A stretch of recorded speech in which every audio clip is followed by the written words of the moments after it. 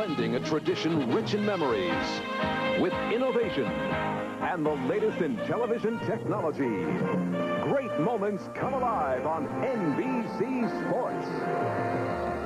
Day of baseball here on NBC as Dave Winfield leads the first-place New York Yankees against the Baltimore Orioles, who showed some signs of life as they defeated the Yanks last night. And some of you will see George Brett and the Kansas City Royals, who are fighting to make a race of the American League West as they take on Wally Joyner and the California Angels. But first, NBC Sports presents Major League Baseball, an inside look. Brought to you by the Miller Brewing Company, sole sponsor of the U.S. Olympic Training Center, and by Burger King, where we do it like you do it. Hello, everybody. Welcome to our studios in New York. I'm Gail Gardner. Big day of baseball ahead, including our interview with former Yankee star Joe Pepitone, who is serving time on Rikers Island on drug misdemeanor charges. Up first, though, a couple of games already underway this afternoon in Toronto, the Jays and the Red Sox. And the Sox leading that game, mainly thanks to an unlikely source. Shortstop Spike Owen with this homer to left off of Mike Flanagan. Actually, it's Owen's fourth homer of the year as the Red Sox lead that game. Manny Lee also homering for the Jays.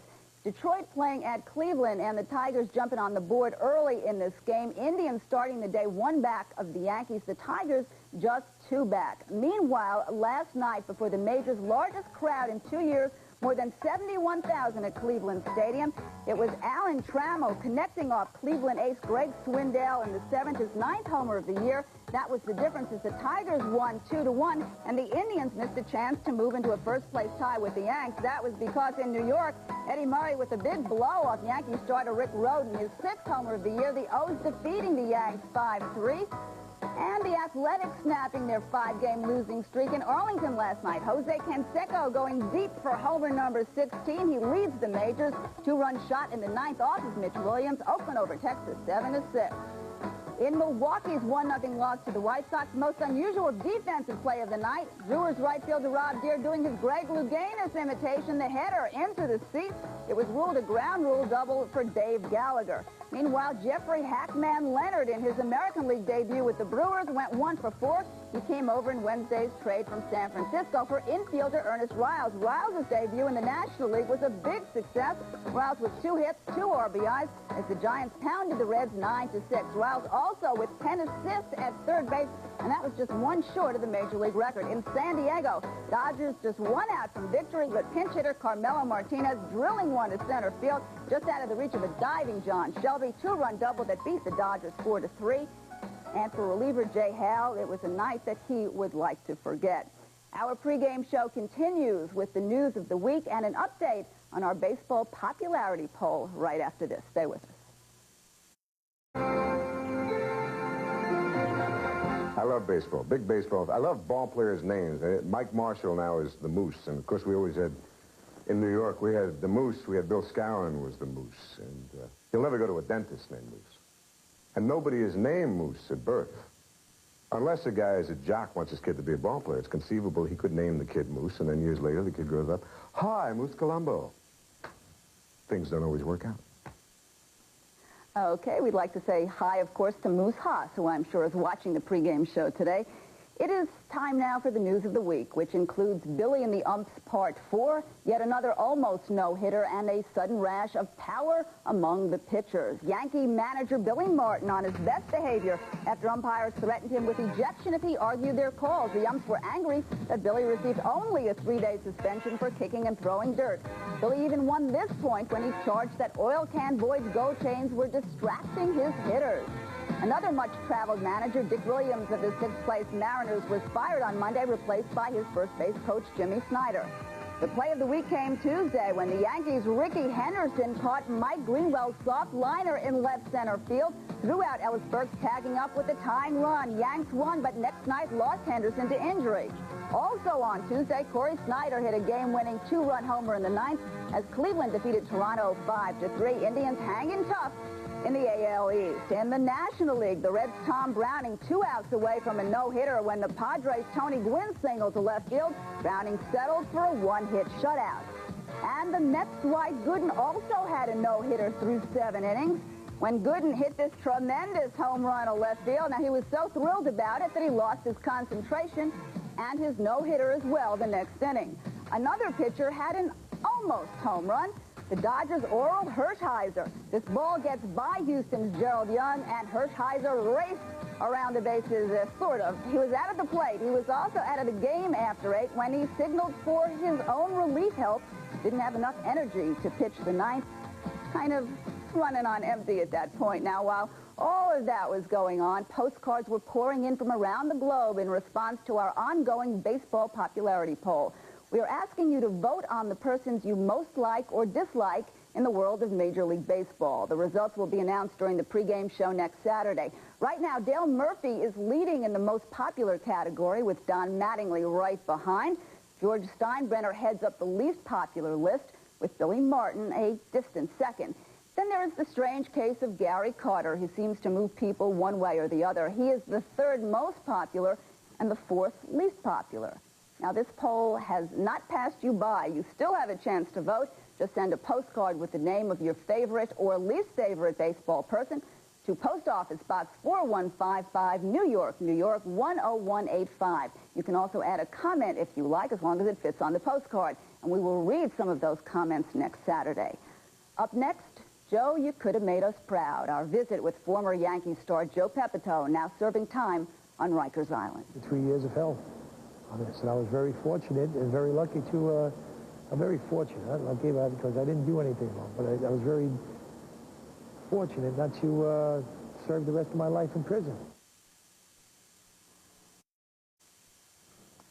The game of baseball is filled with yesterday's heroes. Some survived the test of time, others barely survived their playing days.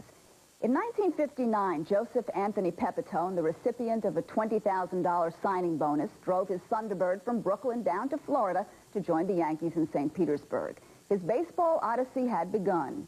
He had 12 major league seasons in him, 8 of those with his beloved Yankees. These days, he's listening to their games on the radio from Rikers Island Correctional Institution, where we visited him this week.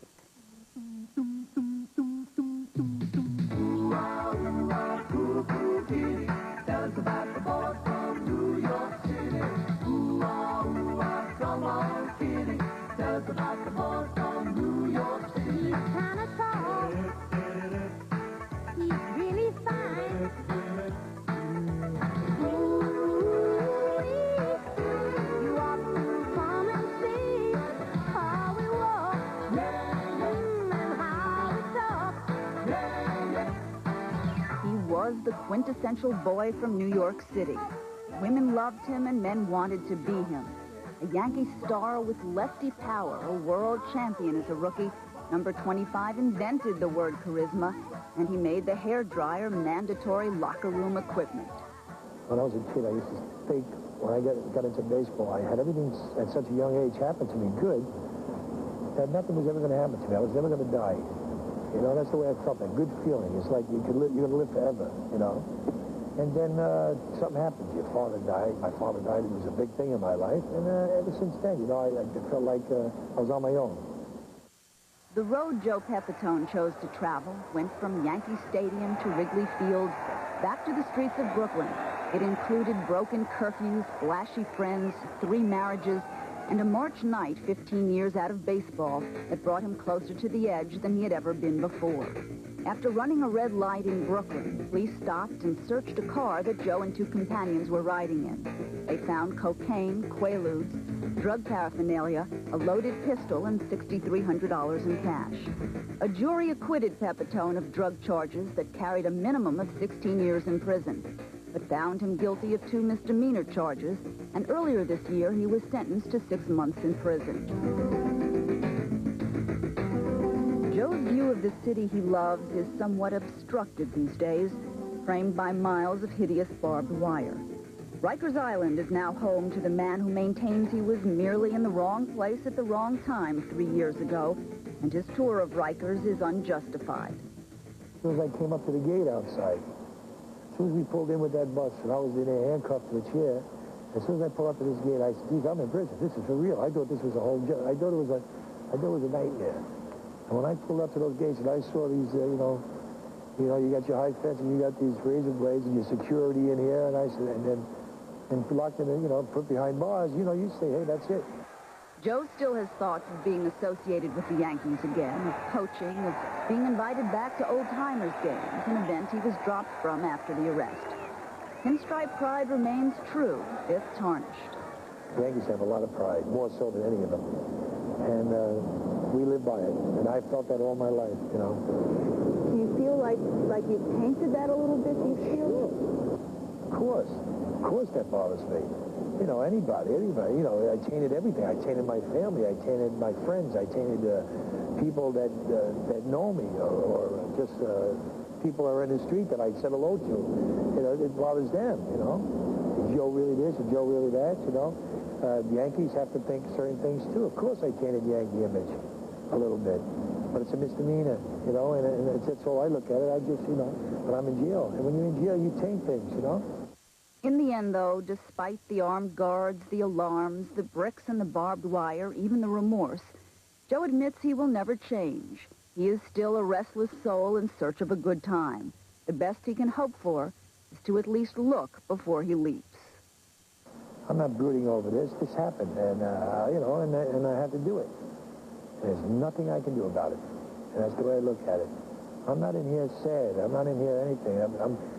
The worst thing about doing time is you have so much time on your hands, you know, it's boring. And that's not Joe Pepitone. And I was never bored.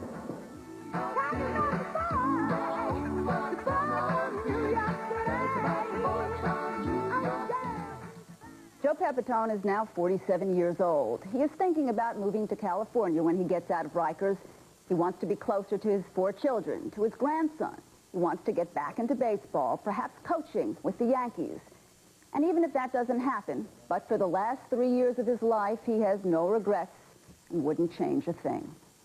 And don't you change that dial. Baseball is up next. Yankees and Orioles, or the Angels and the Royals. Enjoy the games, and we will have updates for you throughout the afternoon.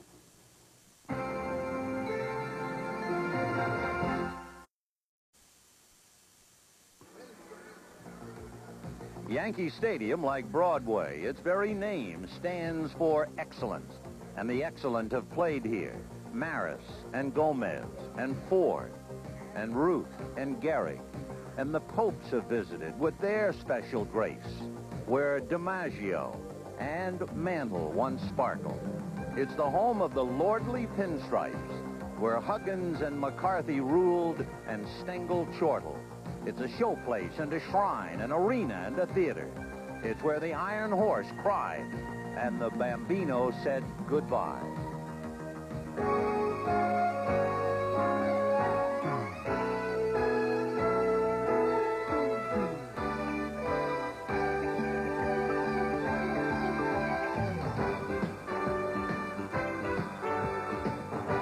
The National Broadcasting Company.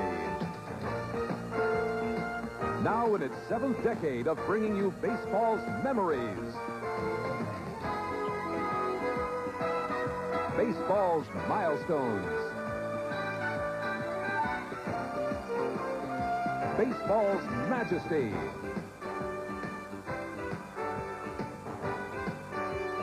And baseball's magical moments. NBC Sports proudly presents the Major League Baseball Game of the Week. Today from Yankee Stadium, it's the Baltimore Orioles versus the New York Yankees. The Game of the Week is brought to you by Buick and your Buick dealer. The Great American Road belongs to Buick. By Miller Brewing Company, sole sponsor of the U.S. Olympic Training Centers. And by A.C. Delco, automotive parts that don't just fit, they match.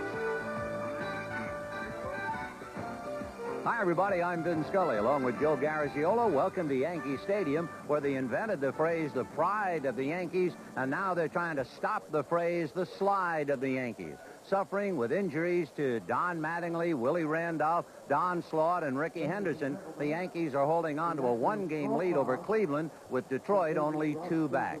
Years ago, an actor in town named Jimmy Little once said, because he rooted for the Dodgers, "I don't know how anybody can root for the Yankees. Rooting for the Yankees is like rooting for U.S. Steel. They are loved and they are hated." Well, our guest is someone who hated them as a kid and now finds himself one of them, and that would be Yankee third baseman Mike Pagliarulo. Let's meet him and go to Joe. Okay, Vin. Well, tradition can be described many ways. I'm sitting next to a fella I think will describe it his way, Mike Pagliarulo. Describe tradition, Yankee tradition for me. Well, when I was growing up, always going to Fenway Park, and I always watched the Yankees come into Fenway Park. I can just remember the Yankees winning all the time. And they had a bunch of guys that hated to lose. They would do anything humanly possible to win. And when they lost, boy, they were a bunch of mean men. And I'd like to play for a team that, which I think I'm playing for right now, is a bunch of guys that go out there and they come to the field and they want to play every game and they want to win every game, and they do absolutely anything to win. But when they talk about Yankee tradition, we hear Babe Ruth and Lou Gehrig and monuments and the 26, 27 Yankees.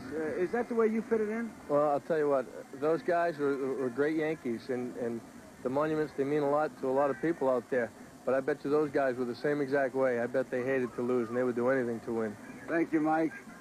I think he's right. Tradition is an attitude, and it's winning. And if you win, you have tradition. If you lose, you'll probably get released, Vin.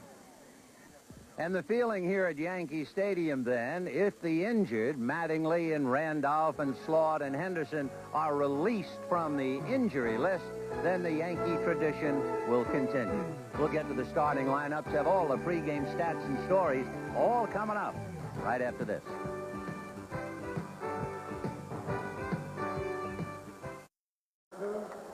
Let's join with Robert Merrill as he sings our national anthem.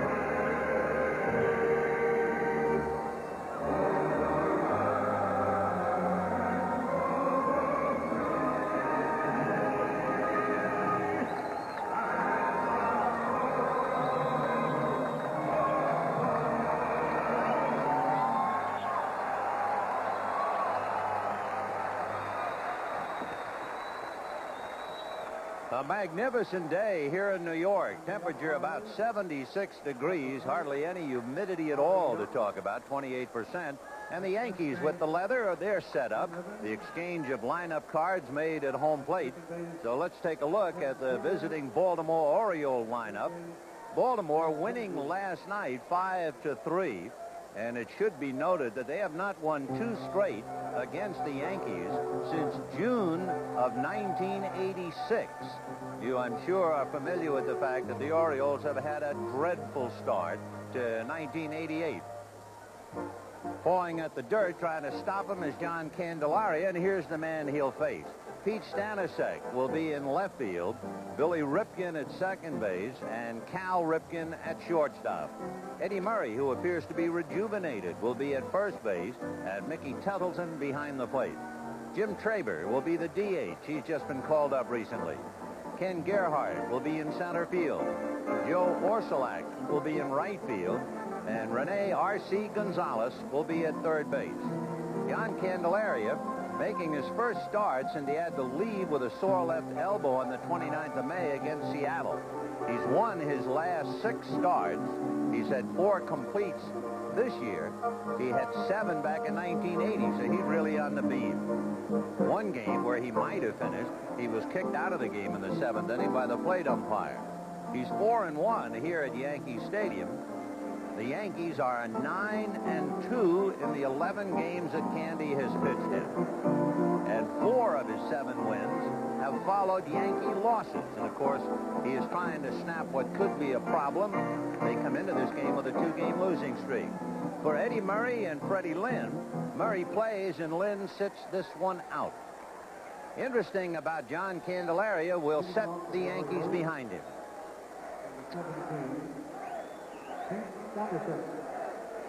It'll be Ward, Buhner, Winfield in the outfield. And with all the injuries, you can see what the Yankees had to do. Tolleson is in there with Santana at shortstop. Meekum is at second base. Clark is at first base. Mattingly's out, and here's the first pitch, man. To Pete Staniszek, and he fouls it away off third. Joe, as a catcher, you ever warm up starting pitchers? Yes, I always did. Okay. An interesting thing is going on in the major leagues. Would you believe there are only 2 pitchers with a minimum of 10 starts in the major leagues today this year who have not allowed at least a run in the first inning? Huh. You wonder if they don't know how to warm up anymore. A drive to left field, but Gary Ward goes back to pick it off. So Staniszek, a long out to left. The 2 pitchers who have not given up a run in the first inning are John Candelaria and Don Sutton, 2 veteran pitchers, to say the least. But it's interesting why so many problems in the first inning. I really can't come up with an answer. You'd have to say, well, maybe it is the way they're warming up, but there's so many of them, and you certainly got enough bright pitching coaches and managers around to figure it out. That's rare. Candelaria pitching to Billy Ripken, who got one up and in and pulls it foul in the count 0-1. I can understand a visiting starting pitcher having trouble getting squared away with the mound, and consequently he pays the price. But that's really remarkable. It is. We'll see young Jeff Ballard and whether he has any problems with the Yankee Stadium mound. But even with the mound, it shouldn't take that long, a couple pitches, and you get a feel. I would think so. It's amazing. It is. It really is. 1 ball and 1 strike. Good off-speed pitch for a strike. Another thing, when you look at Candelaria, you better ready to come up there and look for strikes. He has walked only 9 all year, and he has walked only 1 man with nobody out. Ironically, that none-out walk is the only walk that he's allowed to score. I remember talking to Gene Mock about him, and Mock says if he gets his curveball over in the game, it is over. And when I talked to Candelaria before the game, he said, I want to get that curveball over and throw it for strikes early. Fastball fouled away, still 1-2. According to the newspaper, there was a quote, Mike Witt of the Angels kind of ripped Candelaria a little bit because he said, I don't know what he's thinking about. He could have been better than Steve Carlton. The 1-2 pitch, line drive right at Wayne Tolleson. Tell you, 2 balls hit very hard. Staniszek and Ripken both, and it was the breaking ball that they hit. You know, this is one of the most even rivalries as we look at that line drive again. Baltimore and the Yankees have each beaten the other the same number of times. That's something. One of the most even rivalries over an even longer period of time. I don't know what the numbers are right now. The St. Louis Cardinals and the Brooklyn Los Angeles Dodgers. They're in the 800s, and there might be 1 game separating them. I would believe that. Yeah. 1-0 the count to Cal Ripken. Ball 2, 2-0. Ripken, in the last 4 games, has been very hot after a dismal start. 2-0. Well, now we're looking at a rarity. Candelaria behind 3-0, close to a walk. That's one of the things that Frank Robinson was talking about, that his ball club, as we look at Murray, that both Murray and Ripken are hitting the ball, and he says it sure makes it a lot easier to manage. Well, we'll see what they do with Cal. 3 balls and no strikes against a control pitcher. He takes the strike. I think he's probably allowed to rip 3-0 or 3-1 with his power. I would think he would be, but first inning, get somebody on. Maybe Murray can pop one and get you a 2-run lead. But you know they're going to turn him loose here if he wants to go. And he has walked. So there it is. Candelaria had gone 25 innings without allowing a walk, and he walks Ripken. One of the many problems for Baltimore, their favorite weapon absolutely disappeared. Earl Weaver used to always talk about the 3-run home run. And they did not have a 3-run home run this year until June the 6th when Cal Ripken hit one. Here is Eddie Murray.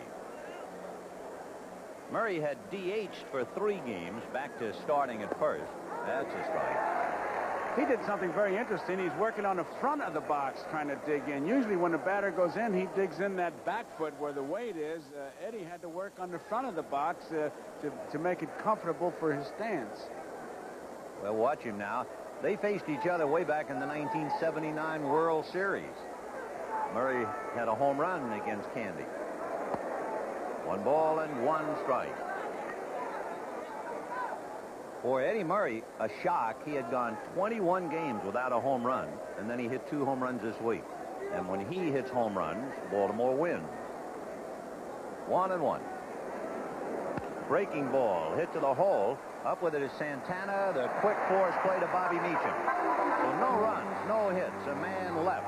And at the end of half an inning, Baltimore nothing, and the Yankees coming up. Here's the Yankee lineup. Wayne Tolleson just off the DL. He had a torn rotator cuff. He's at third base. Bobby Meacham at second for the injured Willie Randolph, out with a bad wrist. Dave Winfield in right. Jack Clark at first for the injured Don Mattingly. Jay Buhner in center field for the injured Ricky Henderson. You get the picture? Gary Ward is in left field. And look at this DH. The number 7th hitter in the lineup, a pitcher, Rick Rhoden, which really has a lot to do with the confidence of Rafael Santana and Joel Skinner. Well, one thing you don't want to do is go to dinner with Santana and Skinner and talk about DHs, because that can't do anything for you. Makes you want to tear your bubblegum card up. Jeff Ballard, 2-2, making his 5th start since the Birds called him up from Rochester. His last time out, he beat Detroit and Jack Morris. And he's worked at least into the 7th inning in all 4 starts. For that matter, he came within 1 out from a complete game victory. So the left-hander has some talent. A bunt up along third base. Good bunt. Fielded laid at third by Rene Gonzalez. So Wayne Tolleson drops a beauty up along third. All the velocity of a poached egg, and we're off and running. You can see that ball just kind of die. During batting practice, the grass slows down the ball, but in front of home plate, the dirt is hard. It was a close play, but Tolleson beats the play, and it's a great way to start an inning because you've got the other ball club thinking already, man, these guys are going to try anything to beat us. As you can see, the Yankees very tough in the first inning. A bunt in the air, foul, and will land untouched. However, in looking at the runs that the Yankees have scored in the first inning, it also points up a huge shortcoming for them. Ricky Henderson scored 17 of those runs. This is not the usual Yankee ball club, minus Mattingly, Randolph, Slaught, and Henderson. Ballard's the kind of a pitcher, they describe him as a finesse pitcher, which means he doesn't overpower you, so you can put plays on. Full swing foul. So the count 0-2 to Bobby Meacham. Don Mattingly hit some balls off a tee, and according to Chris Chambliss, is swinging free of pain. He might come out and be able to play on Monday, but it's doubtful he would play today or tomorrow, but maybe Monday. 0-2 the count to Bobby Meacham. The big guy on deck, Dave Winfield. 1-2. One of the questions I always ask the managers we look at Winfield is, what pitch do you want your pitcher not to leave at the hotel? And the answer is usually fastball or curveball. Rarely is a change of pace. Today, when I asked Frank Robinson about his pitcher, he said he better not leave his change home. 1-2. And it's whacked down the left field line foul. So he tried to throw that balloon, and Meacham was waiting for it. So it's still 1-2 to Bobby. Willie Randolph would normally be playing, but he has a very sore wrist. In fact, Randolph was quoted as saying, "There is something in it." Whether Randolph will be able to play, whether they'll have to perform surgery, that's a big question here. And as Billy Martin said, the big thing these days in managing is to figure out who goes on the 15-day disabled list and who goes on the 21. Willie was working out with some weights before the game in the clubhouse, and that wrist is sore. It's an old injury, and it was the 5th game of the season where he hurt it, and it's just come back to haunt him. Just without Mattingly, the Yankees are under 500 in the 14 games. They're 6-8. 2 balls and 2 strikes to count to Meacham. Dave Winfield to follow. Bottom of the 1st inning. We're just starting up. So pull up a chair and we'll see how this one comes out. As Billy stares and watches. Pitch out. They were looking for perhaps Tollison to go, but Wayne is holding. Frank Robinson calls a lot of the pitch outs, but his catchers do have the liberty to call them on their own. But you can see that they're checking with him, Tettleton looking over at the bench. But right now, you can bet me that he'll be running off first. So a full count and nobody out. Jeff Ballard is the only left-hand pitcher on the Oriole ball club, which is a shock. But when he starts, it certainly serves a purpose. It means Pagliarulo, Cruz, and Washington sit down. 3-2. Tollison goes. Line drive. Grabbed by Ballard. Doubles him up at first base. So a 1-3 double play on the line drive. Well, you talk about hung out to dry. Tollison has nowhere to go. One pitch, and you can see the difference. If that ball gets by him, you've got 1st and 3rd and Winfield coming up. But the ability to feel his position, he was in perfect shape, and there's nothing that Tollison could do but call time. And here comes Winfield. Winfield is the big man in the attack, particularly against left-handers. He's hitting well over 400 against left-handers. 6 of his home runs left-handed, and 22 of his RBIs against left-handers. Then we talked about it a couple weeks ago about guys that could shut things out and still play baseball. And we talked about Rose and Garvey. Remember that? Sure. This guy heads my list. I think he can shut out most outside things better than anybody. I mean, he is in the paper for more things besides baseball than any player I've ever read or heard about. And that's really a strength to have here in New York. It really is. And I asked him about it. He said, I try to define everything positive. I don't even look at the negatives. But, man, the book was controversial. His problem with Mike Tyson's mother-in-law. To know Mike Tyson's involved be enough to scare me. And this guy continues to go out and hit and play, and I don't know how he does it. 2 for 4 last night with a home run. Check, but it's in there. What a year he's having. And I think his contract comes up at the end of this year. Would you like to have the movie rights to the Steinbrenner-Winfield meeting? Amazing. He has reached base safely in all but 4 of the 54 games this year. What a year. 2-2 the count. We have 2 down. 1st inning, no score. A magnificent day in New York. Be interesting to see if Winfield does hit down on one, how high that ball will bounce. In batting practice, it was almost like you were bouncing it off concrete. That's how hard that dirt was in front of home plate. 2-2 to Dave. 2 down. No score 1st inning. Off speed, and he went out to get it and popped it into shallow right. Billy Ripken and Joe Orsulak, and Orsulak makes the play. So with the runner going, Meacham's line drive is right at Ballard, and the inning is over. And at the end of 1, no score.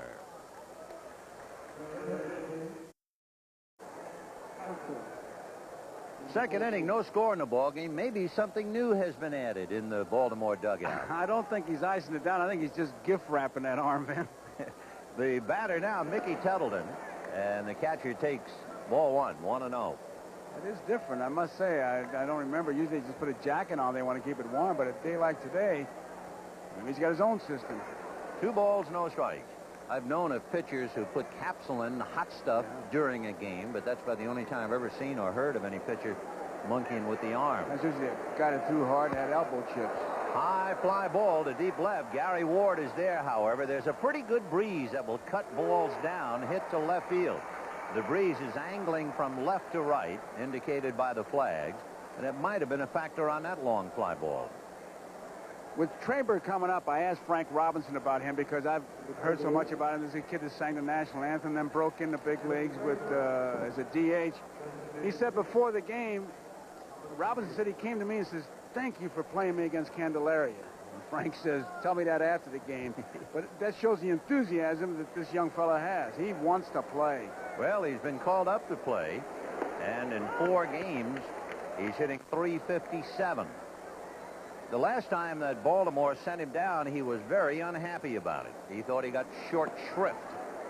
And he's back, and as Frank Robinson said, there's no reason to bring him back unless I play him. So here he is. And he wants to be in the middle of things. He said, hey, like a quarterback, if I do something good, I want the people to see it. If I do it bad, blame me. But I want to be in the middle. 1-1. Ball 2. 2-1. So John Candelaria battling Jim Traber, Kenny Gerhardt on deck. We're in the 2nd inning, no score. Baltimore last year had a terrible time at Yankee Stadium. The Yankees beat them 6 out of 7 here in New York. Prior to last night, the Yankees had won 15 out of 20 here at Yankee Stadium against the Birds. Just did get a piece of that. It was almost past him. You know, Vin, looking at that profile in the shadows, to me there was an uncanny resemblance to Joe DiMaggio with that close-up right there. Look at that. Now when it lights up, when it was in the shadows. 2-2. And a fly ball to straightaway center. Jay Buhner is there. 2 down.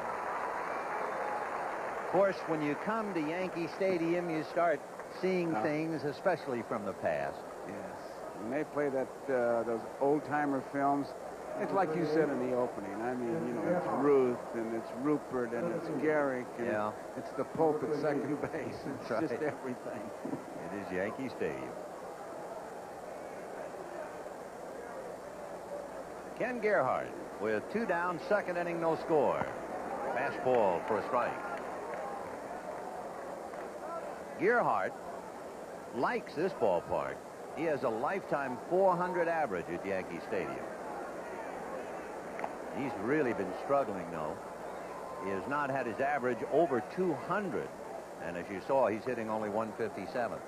Invariably, when you get a foul tip as hard as Skinner got that one, I mean, directly into your mask, you take that mask off and check it to see if anything is broken. You saw him do that because remember the time Yogi didn't, and the thing stuck right in his nose. Oh, what a breaking ball. Hello. There it was. That's the one he wants. You want to talk about Lord Charles or Uncle Charlie. John Candelaria just broke off a gem.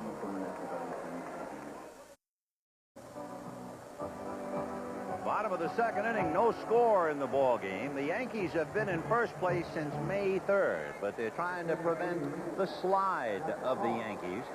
And sitting in the dugout, hat off, bat in hand, is Rick Rhoden, who normally makes his living pitching, and he will be the designated hitter today as the Yankees scratch for runs. Jack Clark, Jay Buhner, and Gary Ward. 4-1. I see Clark is still using the black bat. But it's the Joe Morgan bat, 34 inches, 32 ounces, Ben, but he has changed his stance. He's not as close, and there's a reason for it. 2 balls and no strike. His front foot used to be closer to home plate, and he almost had his back to the pitcher, but he opened it up a little bit and moved closer to the plate to take away the outside corner. He's trying to hit the ball from right center over and finding a tough time doing it. That's a strike, and the count 2-1.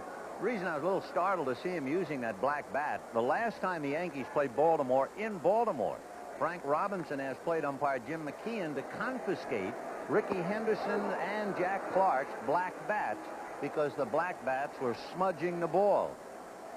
Instead, McKeon took Pagliarulo's bat, which ticked Robinson off a bit. But anyway, he's back with the black bat. I remember earlier this year, Mickey Hatcher of the Dodgers using a black bat. Paul Runge took it out of the game, taped it to the backstop screen so he could keep his eye on it, and nothing ever developed from that. Evidently, these black bats shed some paint and smudge the ball. Well, even that yellow ring around the bats, remember Harvey showing me balls. He said that's where it's coming from. Pitchers are not scuffing them. Line drive, black bat or no. And he pulled the ball, and I tell you, Chris Chambliss and I were standing there, and Chris says, you know, he's trying to hit the ball to right center, and you know where he hit 2 balls? Inside the left field foul pole. I said, you're kidding me. He said, no, he's trying to hit in right center, but it's very difficult for him to do that.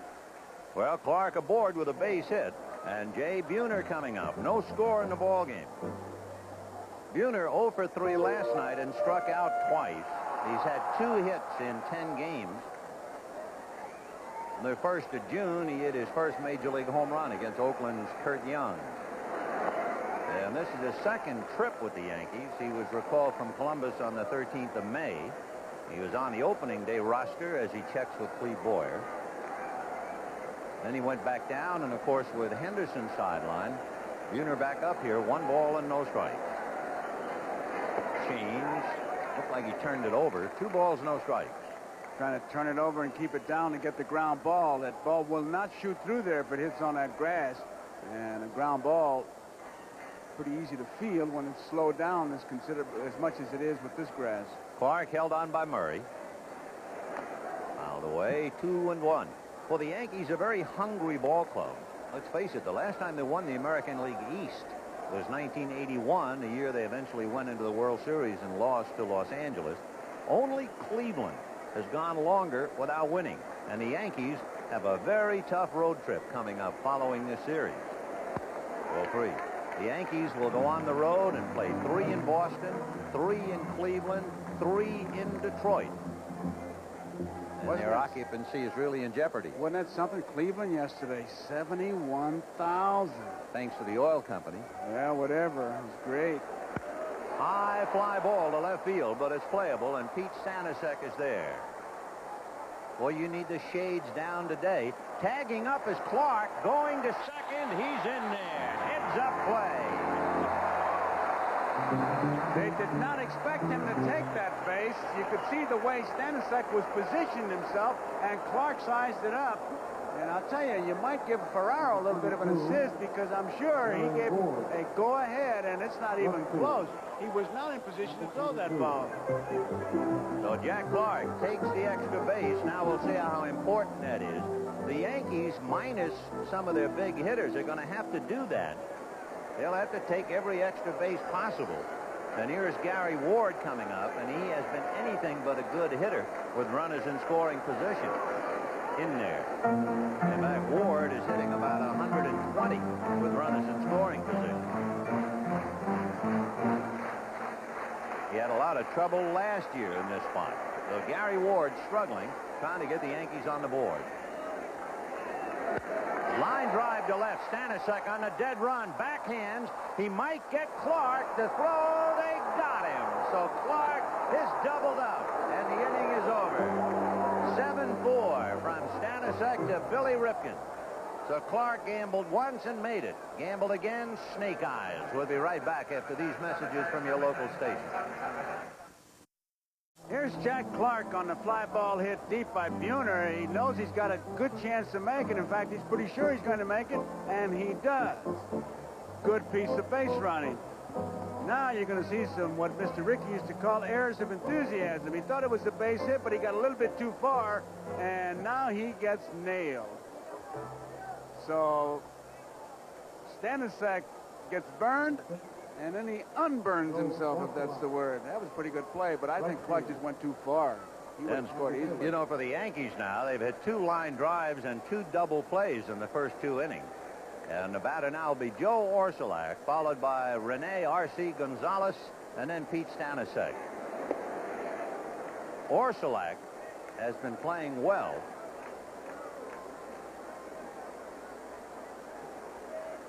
In the last better than a week, he's hit close to 400.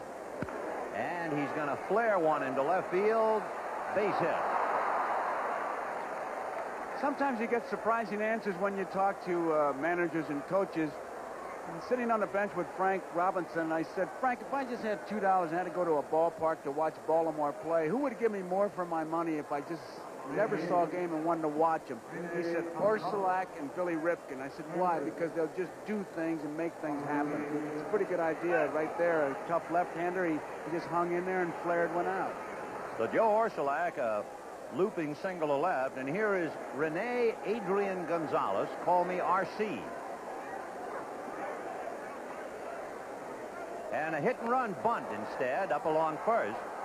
And down to get it is Candelaria, who collided a little bit with Joel Skinner. And his high throw to Clark, and everyone is safe. Skinner thought he was going to make the play, and Candelaria couldn't make the play because he bumps into Skinner. And you can see him say, that's all right. And now Skinner wants to go out and talk to him and kind of settle it down. It looks like Skinner's going to pick it up, and right here, that's where he loses the play.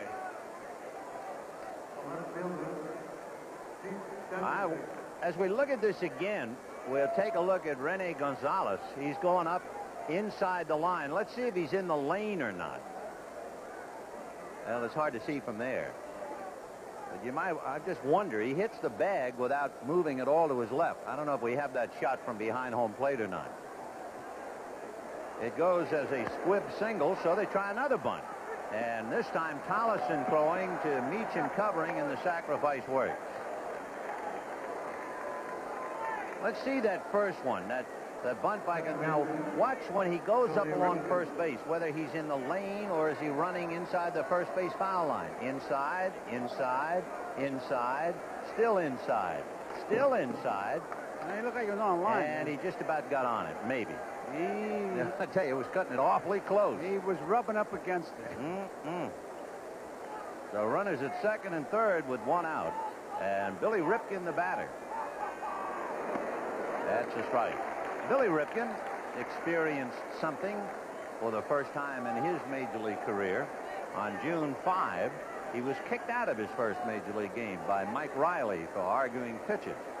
First ejection of his young career. And he loops one into right center. That will fall.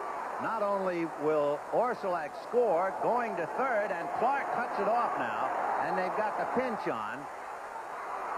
Now the rundown and the tag. Sprawling on the ground is a good play by Santana, and all the while Gonzalez has to hold at third.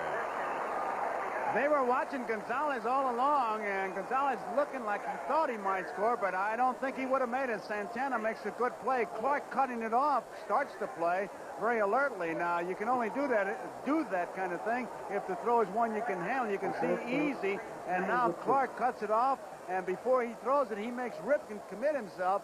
And here's the key right here. Santana taking a look. He sees that Gonzalez stops, and he makes the play.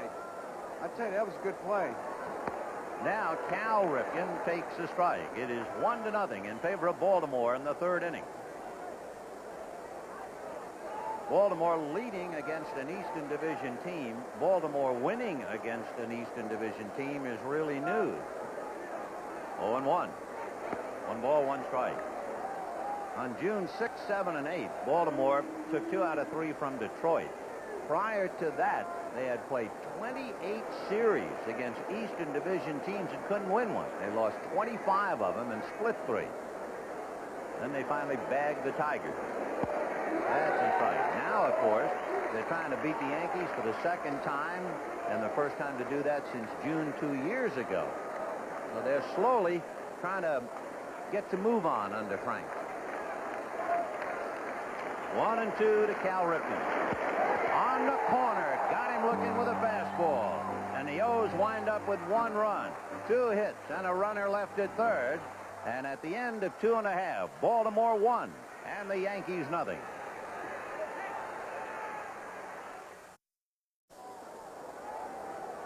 Well, we might be looking upon a rather historic occasion. Bottom of the third inning. Orioles leading the Yankees 1-0 because Rick Rhoden, and it was a hurried bit of research, it's believed this is the first instance since the inception of the designated hitter in 1973 that a pitcher has started a game as the DH, and it's only right it should happen here at Yankee Stadium, the house that Ruth built when you realize that George Herman, Babe Ruth, began his career as a pitcher. You talk about life going full circle.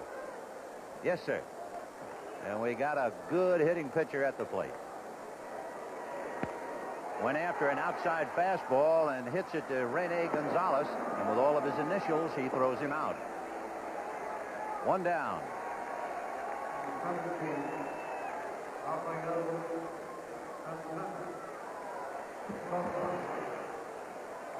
He just chased a bad ball, and really he swung at that like a pitcher, but he's a better hitter than that. You know, one problem, when he walks up there in the National League as a pitcher, he swung. But now suddenly he's carrying the mantle of being a hitter. You know, that really changes your outlook. That perhaps make him start swinging at bad balls. He's about a 240 lifetime hitter, and he's hit 9 home runs in his career with over 70 RBI. There's a one-hopper at third. Good play by Gonzalez. I tell you, that almost took his initials off. 2 down. Whew. 1-0 Baltimore in the third. The reason they call it the hot corner, and he got in front of it. I mean, he comes up with the glove, but you can see that body was right there. That ball was not going to get past him because it was hit so hard. If he knocks it down, he's going to make the play at first base. Good play by Gonzalez. 2 out in the third, and Joel Skinner really struggling, particularly against left-handers. He's 0 for his last 18 against left-handers. He only had 5 hits all year last year against left-handers. So in 2 years, he's hitting less than $1 against lefties. 0.79. When you have those kind of numbers in the yearbook, they put down great handler of pitchers. Good personality. Wonderful for the team picture. 2 balls and no strikes to count. And bang to center. So as soon as we talk about it, after some hard work with Chris Chambliss, he's been trying to keep Skinner's bat with less motion in it prior to the swing. There's a big one. Detroit, 2 games back of the Yankees. Cleveland, 1 game back of the Yankees. Locked up at 2 in the 4th inning.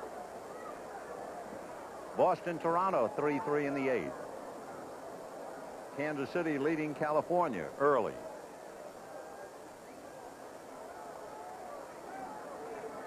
It is 1-0 Baltimore, bottom of the third. Here's Wayne Tollison. He had a bunt single, remember. This time a chopper to Gonzalez. He's going to get them all. No run, 1 hit, a man left. And at the end of 3, Baltimore, 1 run, 3 hits. The Yankees, no runs, 3 hits. And now here's a look back at a very special Olympic moment.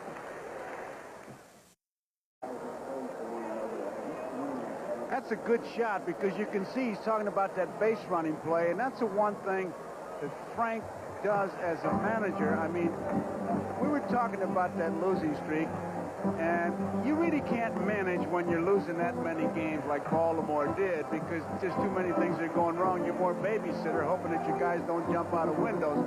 What he's doing now is managing because Rifkin obviously said, you know, that pull a rock can play wasn't a bonehead play, and only by a manager explain it to you. And in the heat of a ball game, to be that cool and that calm makes a tremendous impression on the whole ball club, and especially the young player. Of course, Baltimore is trying to avoid a stigma because they're on a pace right now to win 54 or less.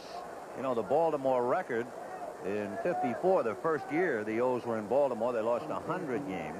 Of course, they go back to the franchise of the old St. Louis Browns. They lost 111 games back in 1939.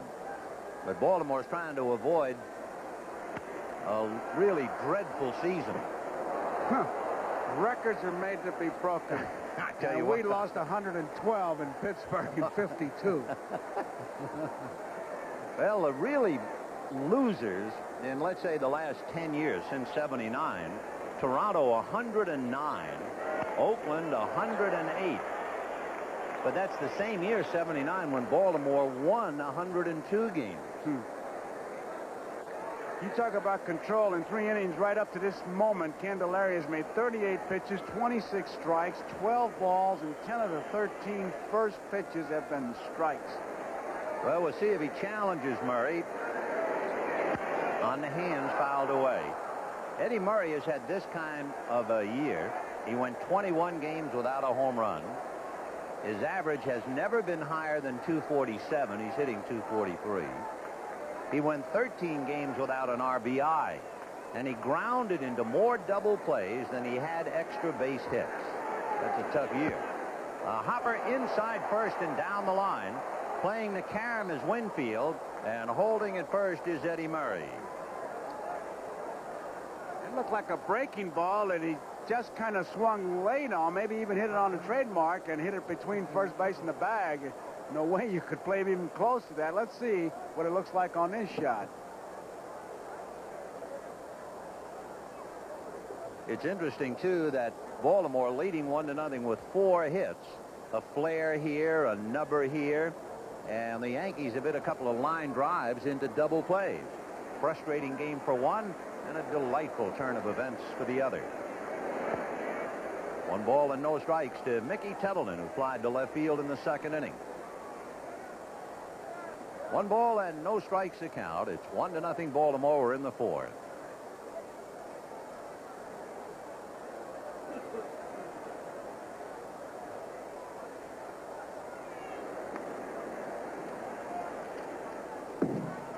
The only run, if you weren't here in the 3rd inning, Orsilac a flare to left, then a bunt for Gonzalez, and a sacrifice and a bloop single to center by Billy Ripken. And there's a drive up the alley in left center. Ward and Buhner on the dead run, and it's going to go to the wall. Murray is halfway to 3rd, and he will hold him there on the long double by Mickey Tettleton. Ed one hopped the wall about 400 feet away. Tettleton hit the ball hard his first time up deep to left field. This one, he really plugged the gap, and 2nd and 3rd, and the Orioles have something going here. Remember, John Candelaria is coming back from having to leave a game because of a tender elbow.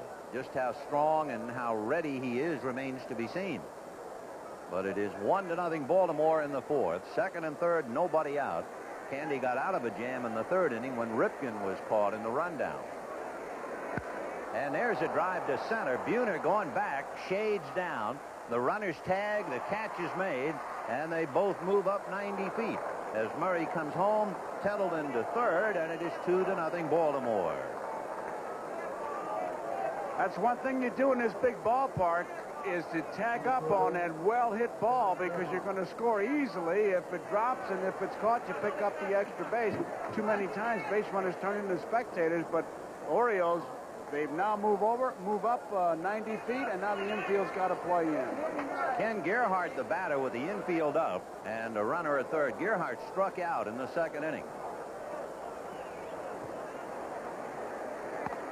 1 ball and no strikes. After Gerhardt, Joe Orsilac.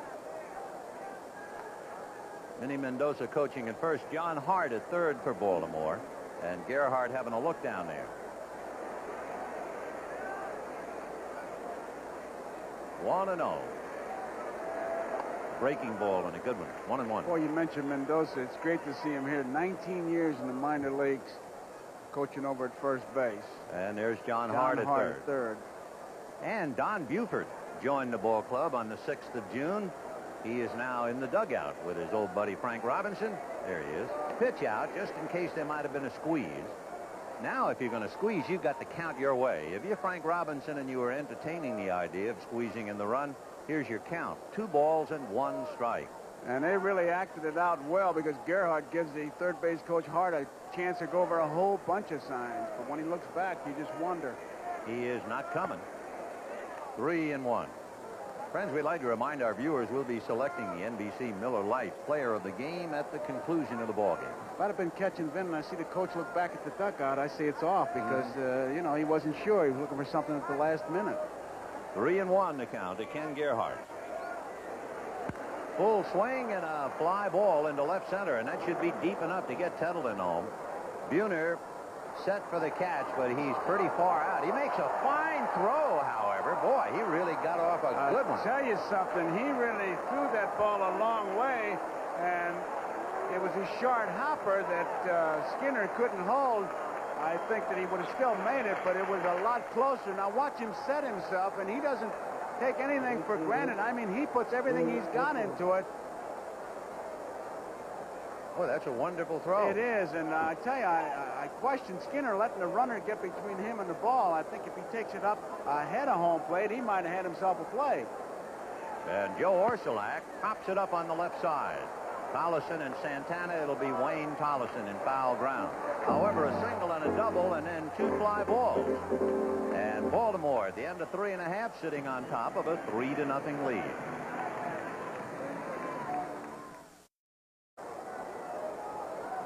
Here's that throw again. Now watch the runner get between Skinner and the ball. Two schools of thought there. Socia of your Dodgers, he'd have been in front and maybe even cheated a bit and blocked the runner before he had the ball. And if you get away with it, okay. But I tell you, I never did like to see that runner get between the ball and me. Squirted off the end of the bat by Bobby Meacham, fielded by Murray. Overhands in time to Ballard. So Meacham rolling out 3-1. And we have one out in the fourth inning. Baltimore leading the Yankees 3-0. Tell you, when Murray goes overhand with that throw right there, it makes it a little tougher play. Usually you just flip it underhand, and Meacham running all the way makes a very close play out of it. So Eddie Murray handling the ground ball, one down, and Dave Winfield, the batter, flied to right in the first inning.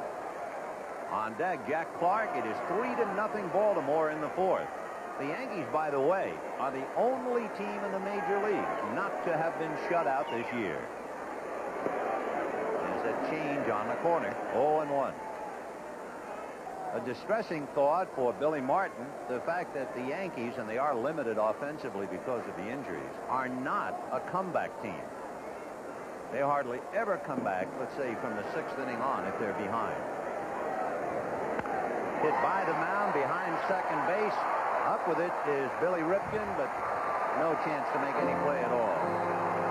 So that looked like it came out of the end of a hose, and it'll go as a base hit for Winfield.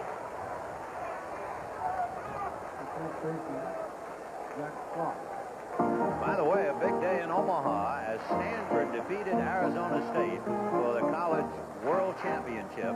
Stanford 9, Arizona State 4. Jeff Ballard attended Stanford, although he did not graduate. Pete Stanisiek in left field for Baltimore.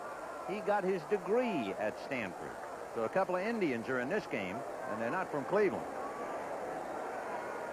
I should be saying Cardinals. 3-0 the count. Yeah, that shows a lot of age. One ball and no strikes. I don't ever write about your age. They always write about my age. They should. Why? A remarkable old man. One ball and no strikes. A count to Jack Clark. Winfield held on by Murray. One out in the fourth. 3-0 Baltimore. 2-0 the count. I'll tell you, congratulations to all the teams in that college, the World Series. Stanford, I tell you, winning it, ASU was within one pitch of being eliminated, came back, so it's great to see. 2-0. Clark now with a chance to get the Yankees back in the game. 3 balls and no strikes. How about that? Feast or famine.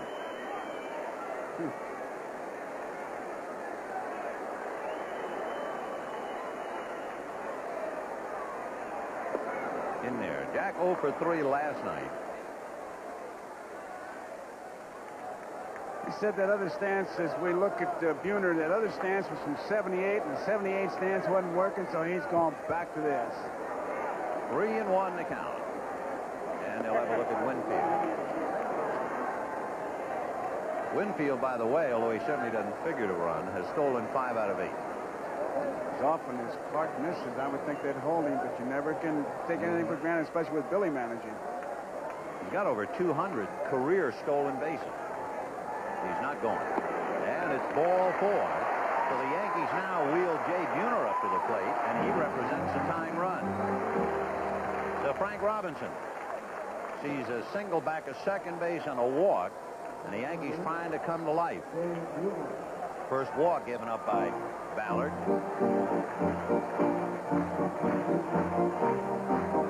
The history of Baltimore, remarkable. Now they have hit the skid. In 1986, they lost 89 games. It was their first losing year in 19 years.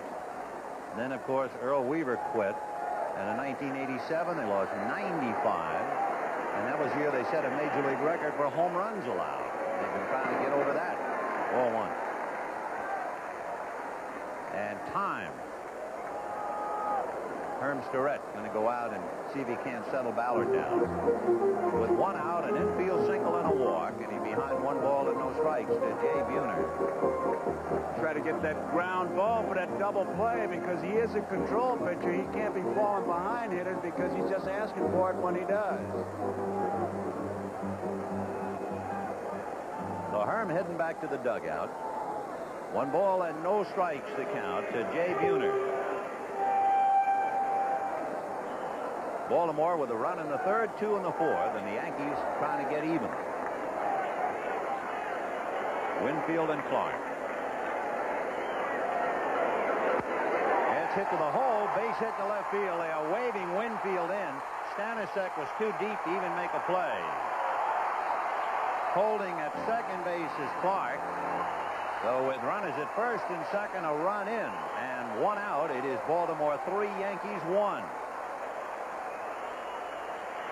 None of the balls that were hit, the one by Winfield and the one by Buhner, really stung. But in the middle of that is that base on balls, and that's what really sets up the big inning all the time. So Jay Buhner picks up the RBI. For Buhner, his 5th RBI since back up from Columbus. And the batter now is Gary Ward, who lined into a double play. Remember the ball he hit to Stanisic. And Clark had gone too far off second, and he was doubled up trying to get back. Right.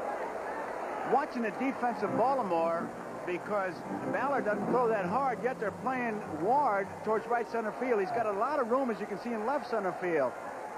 You can see where Gerhardt is playing in right center field. 0-1. On deck is Rick Rhoden. So on this rather historic day, where a pitcher by trade is the designated hitter waiting his turn on deck. 1 ball, 1 strike. 2-1.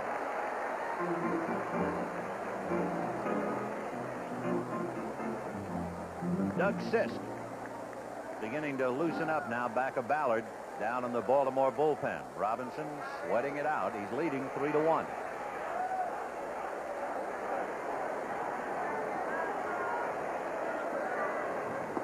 Pretty good breaking ball. Yeah, I think he got crossed up, though. Tettleton did get crossed up. You could see on that shot, he started to move outside like he was waiting for a ball on the outside part of the plate, and watch him move to the outside a little bit. Right there. And now he catches it back in here. He definitely was crossed up, and he went out to say, hey, that was a pretty good pitch. Ward didn't know what was coming, and neither did I. Could be a big mistake. Put the tying runs in scoring position. You can bet Robinson is duly noting that. 2-2, the count to number 22, Gary Ward. 3-1 Baltimore, 4th inning.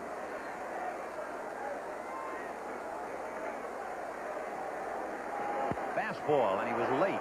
Hit it foul off first. That's what'll happen. You get that reputation of being a puff baller. Changes here, changes there, turning over a change. You throw an ordinary fastball, and the hitter is late. And we have a deuces wild situation for sure. The Yankees trailing by 2 with 2 on. 2 balls, 2 strikes. Fastball fouled away. Jammed him. Good location. Yes, he got it right inside where Ward couldn't do anything, but what he did is to fight it off.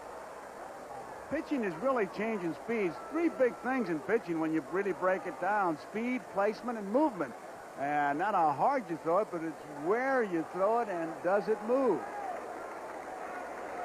2-2 to Gary Ward. Breaking ball at his feet.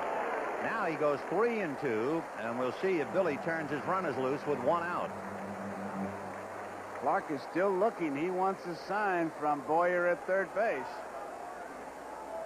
So this will be a big decision. Jack Clark at second, Jay Buhner at first. 3-1 Baltimore, 1 out on a full count. Runners leading, runners go. Fastball is looped behind second, base hit.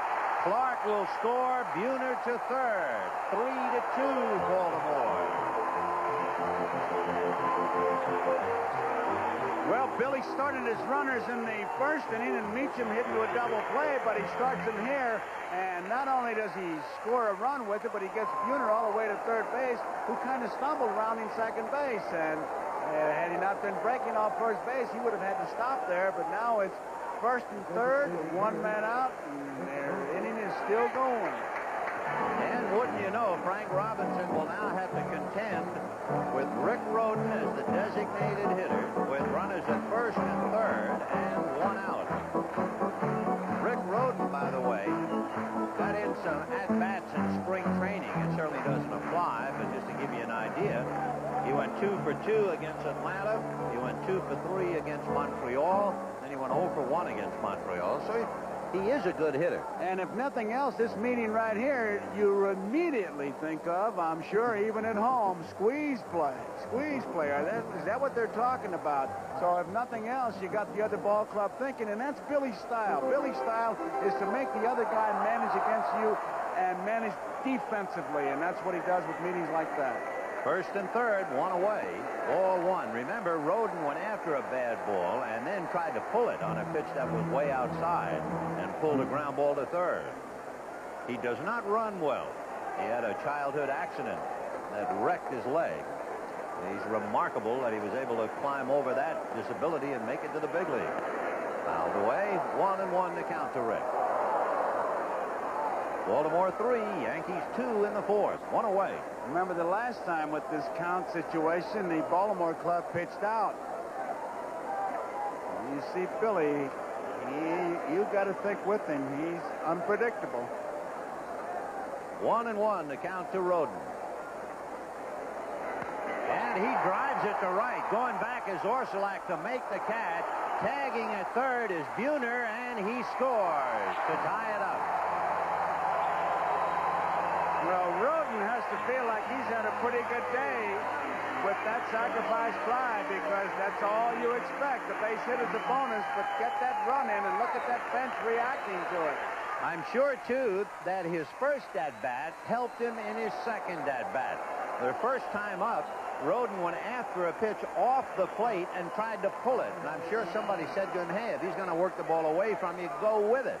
So sure enough, he tried to do the same pitch, and he wasn't about to pull it, and he hit it to right field. You've got to believe nerves figured in on that first time at bat, too, Vin. Sure. 3-3 tie. Gary Ward at first, fouled away by Rafael Santana. Santana hit the ball hard in the third inning. A good play by Rene Gonzalez. I guess Jim Wolford is right. 90% of his game is half mental. 0-1 to count. Soft curve, another line drive at Ballard. Second time he's flagged one on the mound. So the Yankees get 3, and at the end of 4, a 3-3 tie thanks to Rick Rhoden. We'll be right back after these messages from your local station. In New York, future major leaguers in Omaha. This is the final out as the Stanford Cardinal wins the College World Series for the second year in a row, defeating Arizona State 9-4. First time in 14 years that a college team has successfully defended its national title. Let's go back to Vin and Joe in New York.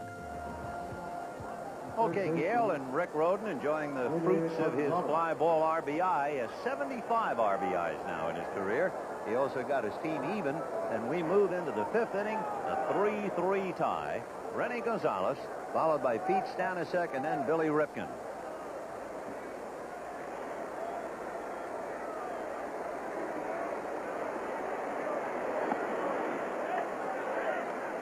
Rene Gonzalez, who wears the highest number in Oriole history. I don't know of anybody in the big leagues who wore a higher number, period. Number 88.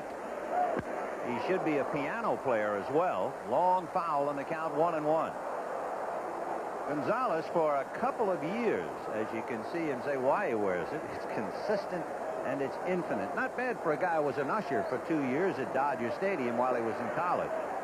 He went to Cal State Los Angeles and Glendale City. Rene Adrian Gonzalez. See, that's hard to understand, that number, though. It's consistent and it's infinite. Like Jeff Stone says, he likes number 1 because it makes him look fast and thinner. I mean, and then I could understand. But yeah, but Jeff Stone's the guy who said to the waitress when she asked him, "You want a shrimp cocktail?" He said, "I don't drink." Right. So I automatically put his stuff in a special area. Yeah, but consistent and infinite. That is, it's deep. 3-1 to count. John Candelaria trying to win his 8th. Fastball in there at the knees. Candelaria was born in nearby Brooklyn in 1953. Of course, 53, the World Series was Brooklyn and the Yankees. Now he's hoping to help the Yankees 35 years later get in the World Series against the Mets. That's hit foul off to the right. Talking about Brooklyn, I can't help but Gail Gardner's interview with Pepitone, listening to that, and I was anxious to see it. It ought to be a lesson for young ball players, especially professional ball players. For me, it was sad having known Pepitone. He had everything going for him, and now look. I think not only was it tragic, it infuriated me. Fly ball to left field, and coming in is Gary Ward to make the play. I mean, Joe Pepitone was quoted as saying in that interview, the worst thing about doing time is it's boring. And I didn't like that at all. Boring? Worst? He had it all. He had it all. Pete Stanisek flied to left, sacrificed 0 for 1.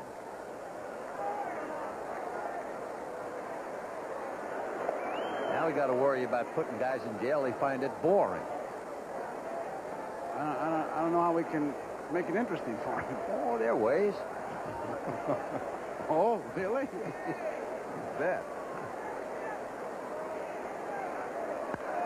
High pop fly into shallow center. A trio of Yankees, but Buhner is coming in to handle it. So a couple of fly ball outs in the 5th inning. 2 down in this 3-3 tie. And Billy Ripken coming up. Ripken is lined to third, single to center. His single drove in a run. But then he became a little adventuresome, and he was nailed for his troubles in the rundown, tagged out by Rafael Santana. Here's another fellow that Frank Robinson says gives you more than your money's worth when you watch him play.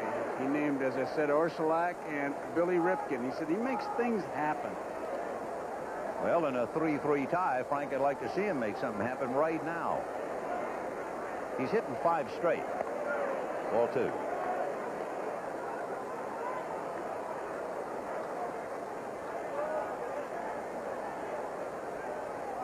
Billy, however, is hitting only 182. Three 3-0. Candelaria walked Cal Ripken in the 1st inning.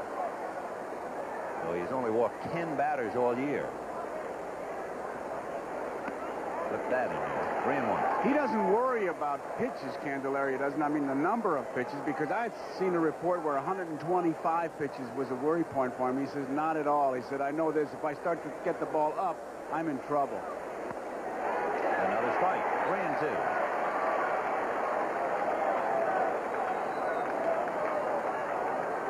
Boy, he was some pitcher when he first came up to Pittsburgh. He was a 20-game winner in 1977. 76, he pitched a no-hitter against the Dodgers. Line drive down the left field line, hooking foul. Ted Hendry on that foul line to call it. I remember Tanner saying that if there was a big ball game to win, Candyman was his choice. Boy, he was outstanding. He'd strike out 12 to 13. That's when he really threw hard. That arm motion is also, it's tough to hang in there because, I mean, he gets it way out there, especially when he throws the curveball. He's a big man. He's 6'6", 225. Fouled away. A comforting thing, I think, for the Yankees is his record during the month of July. He has always been a very successful pitcher in the hot weather.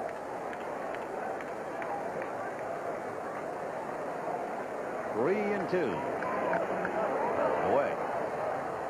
Vin, when I saw that ball go on the bench, just reminded me, Ralph Salvone, the trainer of the Baltimore Orioles, not making his trip. He's heading for the hospital this week, and all the guys were talking about him and saying, hey, Joe, be sure to say hello to Ralph. We'll be watching the game, and I know he joined me. And how? Another foul ball, and it sounded like he cracked the bat. Sounded like it. Ah, yes. In my club of lousy hitters, we can hear it. With the crowd roaring, I can hear it. That's the difference when you hear, some people say, why don't they use aluminum bats like in the college? That would not obviously have broken and maybe even been a base hit. I mean, the ball inside with the aluminum bat, sometimes you can muscle it over the infield, and there's an adjustment period there. So Billy with another piece of wood. He's 1 for 2. He's hitting 5 straight. We have a 3-3 tie in the 5th. 2 out, bases empty. There it is, the wood pile.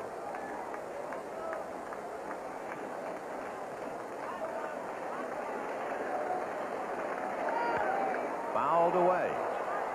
The Yankees certainly made 2 wonderful acquisitions in John Candelaria and Richard Dotson. Richard Dotson won his 100th career victory recently, and they can both still pitch. And Candy had to practically beg him for the chance. Line the other way down the left field line, and fair ball in the corner. Ward playing the carom, and Billy is into second base with a double. It was only after Gullickson went to Japan that, and Lou Piniella, the general manager, said, sure, let's give him a chance, and you see what happens. There's a shot of it, just barely fair. And I tell you, that's not an easy play when it hits off the walls like it does. That was a 2-shot carom. Ted Hendry right on the line as the third base umpire.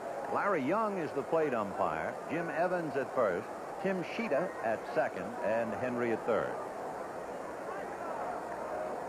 So Cal trying to pick up his brother Billy from second with 2 out in the 5th, a 3-3 tie. First ball swinging, pops it up, and it's Meacham. So Cal leaves Billy, and Baltimore comes up empty in the 5th. And at the end of 4 1/2, a 3-3 tie.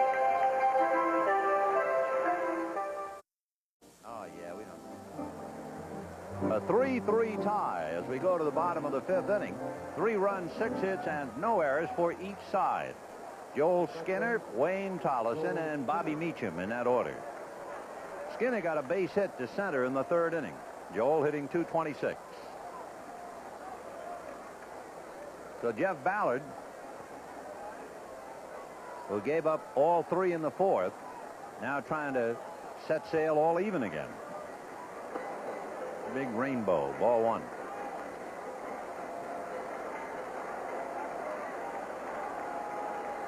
Murray and the 2 Ripkins and Gonzalez on the infield. Stanisic, Gerhardt, and Orsulak in the outfield. Tettleton behind the plate.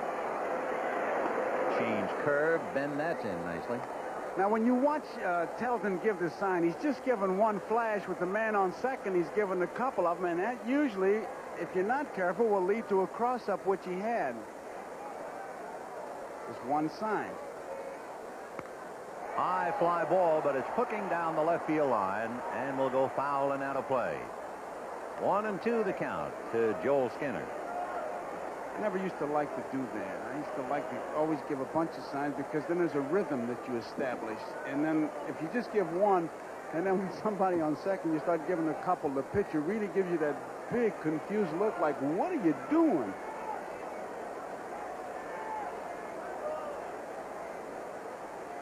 1-2 the count. Breaking ball got him looking. So Joel Skinner is caught looking, and he becomes the first strikeout for Jeff Ballard. I don't know, you would think a Stanford man could accept more than one sign.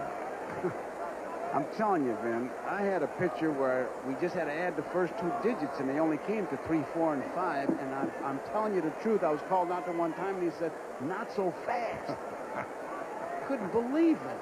1 out, and here's Wayne Tollison, who had a bunt single and grounded to third. Right.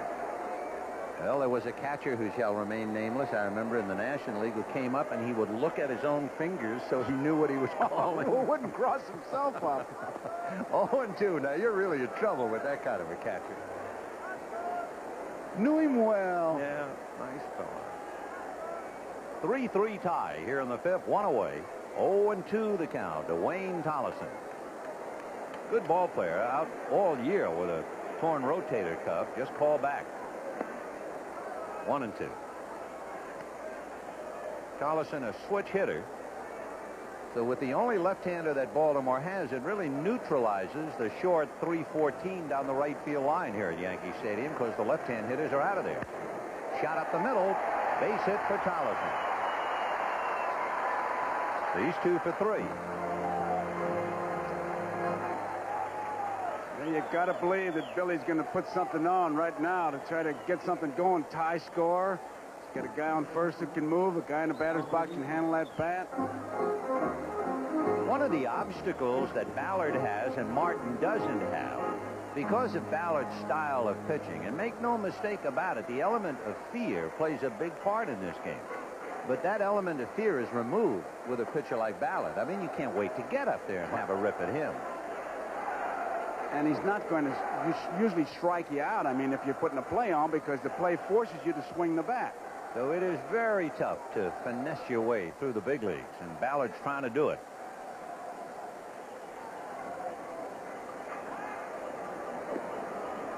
Bobby Meacham hit a line drive at Ballard for a double play and grounded out. So Bobby is 0 for 2, hitting .220.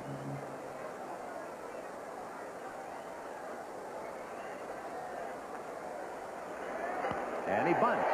Ballard's only play is to first. Too late.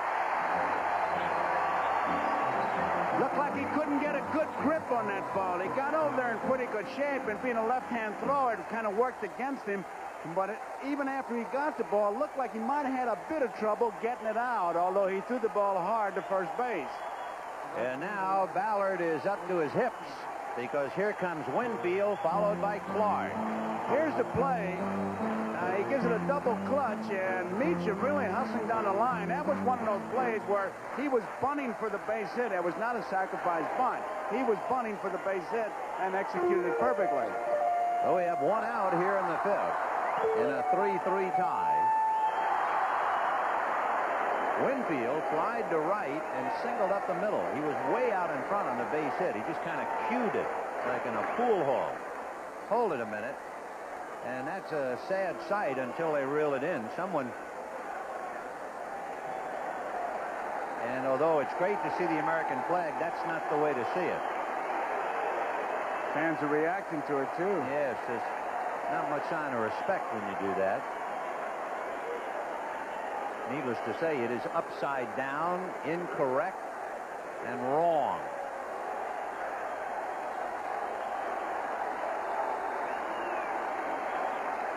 Boy, you want to talk about throwing somebody out on his ear. They ought to have a collective bus take a group of them. Can't believe that somebody would do that. Turn the flag upside down and hang it over right field. And we are going to stop. One other time I saw a flag. The desecration of the flag was at Dodger Stadium. Dodgers were playing the Chicago Cubs. The center fielder was Rick Monday. A couple of protesters decided that they were going to set fire to the flag in left center field. And Monday swooped down and grabbed the flag and received an ovation.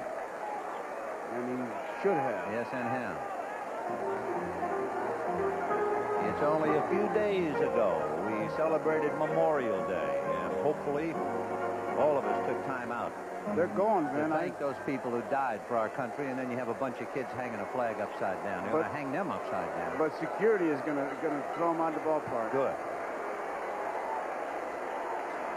2 on, 1 out. 5th inning, 3-3. Slow freight for a strike. 0-1 to Winfield. Winfield's grounded in 9 double plays, but he has to hit the ball hard to get him because he really hustles around that box. I would consider him a tough man to double, regardless of what the numbers say. Boy, what numbers. You know, he's on a pace if you take his RBI production now and figure it out for the end of the year. He could drive in as many as 145 runs. 0-1 to Dave Winfield. 1-1 to count. The guy's in 145 runs. He could borrow DiMaggio's line when he goes in to talk to George and say, "Hi, partner."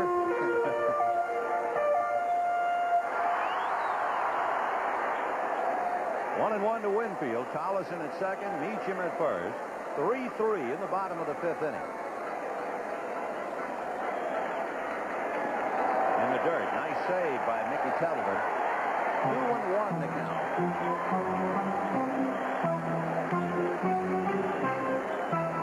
And time now.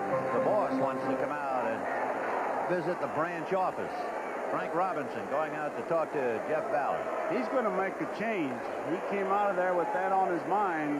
You can see that Winfield is just too good a hitter against that kind of pitching for Robinson to take the chance. So Jeff Ballard falling behind Dave Winfield, 2 balls and 1 strike. And because there's a 2-ball count on Winfield, Winfield could belong to Ballard should he walk. We'll be right back. First time this year that Jeff Ballard started a game and didn't get into the 7th inning. He couldn't get out of the 5th inning as he stops to visit with Mike Morgan. Morgan, by the way, who missed his last start in Baltimore because of food poisoning. It also turns out he pulled a muscle in his leg, and he's going on the DL. And Dickie Knowles called up to replace him. Doug Sisk, who used to pitch here in New York for the New York Mets, and he will inherit that 2-1 count, remember, to Dave Winfield. And according to the scoring rule, should Winfield walk, he would then belong to Ballard. Sisk has a sinker, and Robinson, of course, hoping he's got a good one to get the ground ball hit hard enough for the double play. Collison at second, Meacham at first, 1 out, 3-3 tie in the dirt, ball 3. 3-1. Would you turn him loose? Right no, now? I don't think so. Would you? No, I would make him take a pitch. Yep. Sisk has allowed only 11 home runs in over 440 innings. And he walks Winfield. Now remember, that walk is charged to Ballard, so that if Winfield scores, that run is charged to Ballard. So in a sense, Sisk had a free ride there. Jack Clark is a great fastball hitter and a first ball hitter. Don't let that base on balls fool you. If it's a good one, you're going to see a lot of activity in that strike zone. So the bases are loaded. Winfield, Meacham, and Collison. We're in the bottom of the 5th inning in a 3-3 tie. Sisk coming from a stretch in the infield back and double play depth.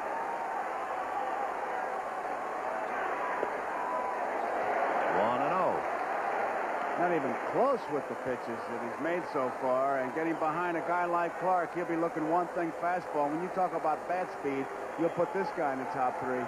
Sisk in his 25th game. Same spot, wild away and in the dirt in some. So 2-0 to Clark. And time, Eddie Murray is going to break the mood for the second and talk to Sisk.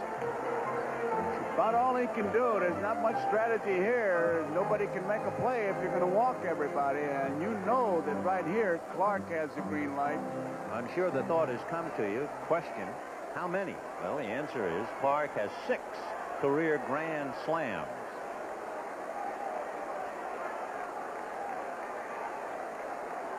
Collison, Meacham, and Winfield all out on the base paths. Boy, Sisk is close to throwing a strike. And this makes a tough decision for Billy Martin. I'm sure he'll make him take the pitch. I would, but you say to yourself, one swing, I could pick up 4 quickies. If he lets up a little bit, Clark can go to work on him. Mark Williamson is down in the bullpen behind Sisk, who hasn't thrown a strike yet. And still hasn't. So Clark draws the walk, gets a run batted in. Everybody moves up 90 feet. Collison brings in the run. And it is 4-3 Yankees. And the batter is Buhner. There's a classic example of a manager really making the right move. He's got a finesse left-hander against Winfield, so he said, I'll bring in the sinker ball and get the ground ball. And what you got is just a gallon and a half of gasoline poured on the fire, because now 1 run is in, bases are still loaded, and wait for the fireworks. Jay Buhner flied to left and single to left drove in a run and scored one. And he's up there now with Clark, Winfield, and Meacham on the line. There's a strike. 4-3 Yankees, bottom of the 5th. Last year, the Yankees had 10 grand slams. They've had one this year, Mike Pagliarulo. No balls, one strike.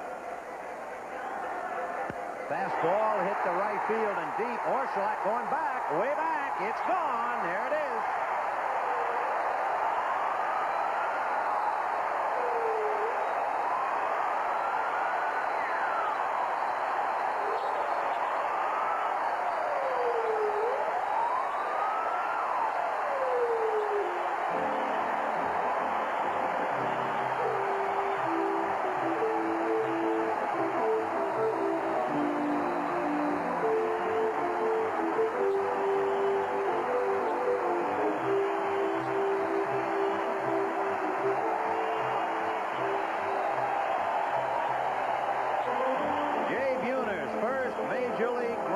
Slam.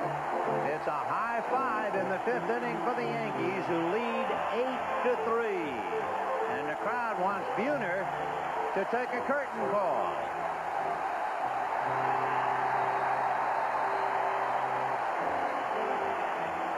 It looked like a fastball, the outside part of the plate, and all Frank Robinson could do is do what he's doing, sit and watch.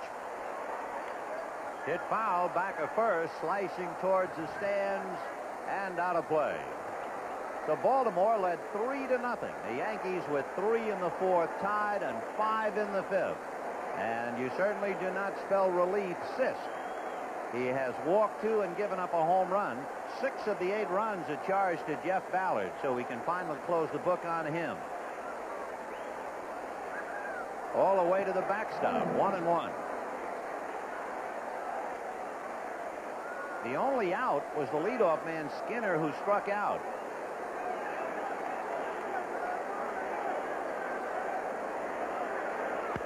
Big chopper to the left is short. Cal Ripken there.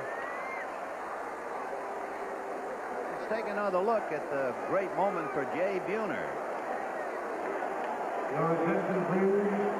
He goes right with it. Looks like to the outside part of the strike zone. It is. Head down. And you can see Sisk knew he was in deep trouble. And as we look at Jay.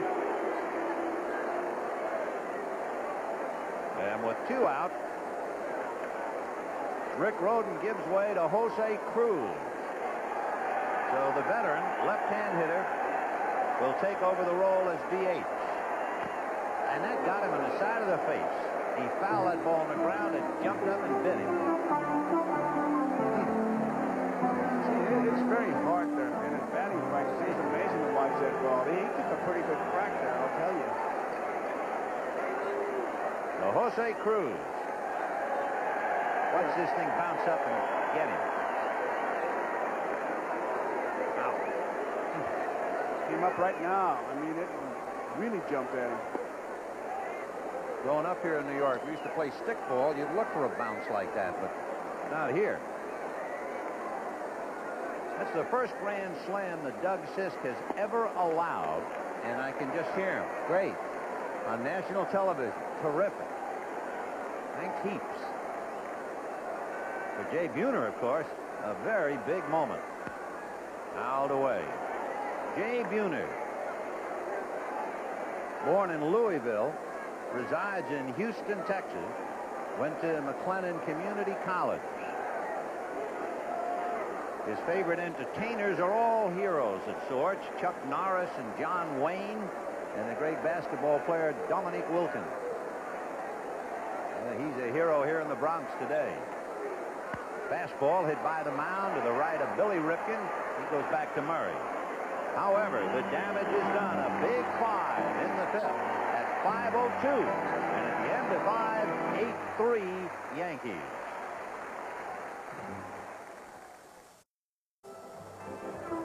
Unless we have a dramatic turn of events, it would appear, in looking at Detroit's lead over Cleveland and the Yankee lead over Baltimore, that the Yankees would lead Cleveland by 2.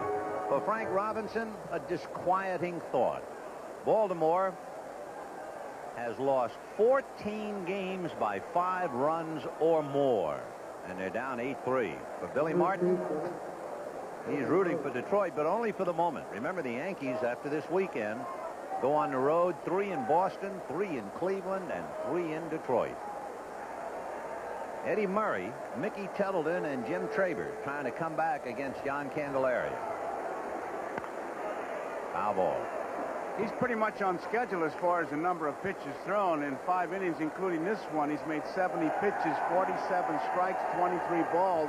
And with that lead that he's got, that's the foremost thing in his mind is throw strikes. 0-1. And another one. 0-2 the count. A couple of more. Kansas City still holding on to that early lead, and now they're in the 6th. Cincinnati, San Francisco tied up 1-1. 4th inning. San Francisco and Houston 2.5 behind the Dodgers. 0-2.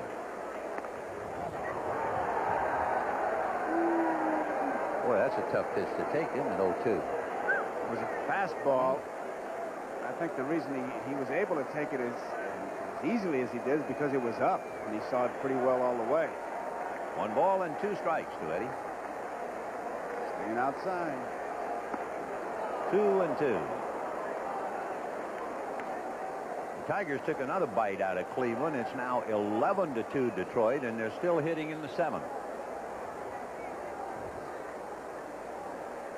2-2 to Eddie Murray. Inside out foul down the right field line, out of play.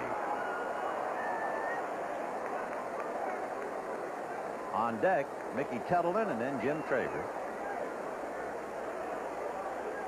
You know, it's so shocking to realize what'll happen over the years.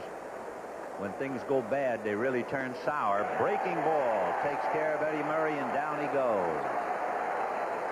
In 1971, this proud Baltimore organization, they had 4 20-game winners. 4. In 1988, they have 6 2-game winners. And on the 7th of June, Doug Sisk, a relief pitcher, picked up his 3rd win. Imagine, from 4 20-game winners. 0-1 the count to Mickey Tettleton. Flied to left and doubled.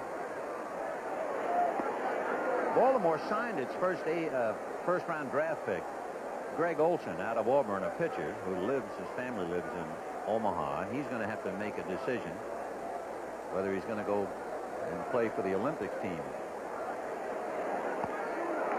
But this free agent draft is what has really hurt Baltimore, because they decided to go after some free agents. That meant they had to give up free agent drafts as compensation. 1-2, and then down goes Tettleton. So 2 strikeouts for Candelaria. Big curveball. And the batter will be Jim Traber. You know, the last Baltimore first-round draft pick, I mean the last one to play for Baltimore, Rich Dower, the second baseman, he was taken 14 years ago, and he's now retired. Since then, only 2 number 1 draft picks even appeared in the majors. Dallas Williams and Drungo Hayeswood for a total of 26 games. There hasn't been a Baltimore number 1 pick to play in the major leagues in the 80s. So it's been tough. Fly ball into right field. Winfield. Easy 6 at the end of 5.5. The Yankees 8 and Baltimore 3.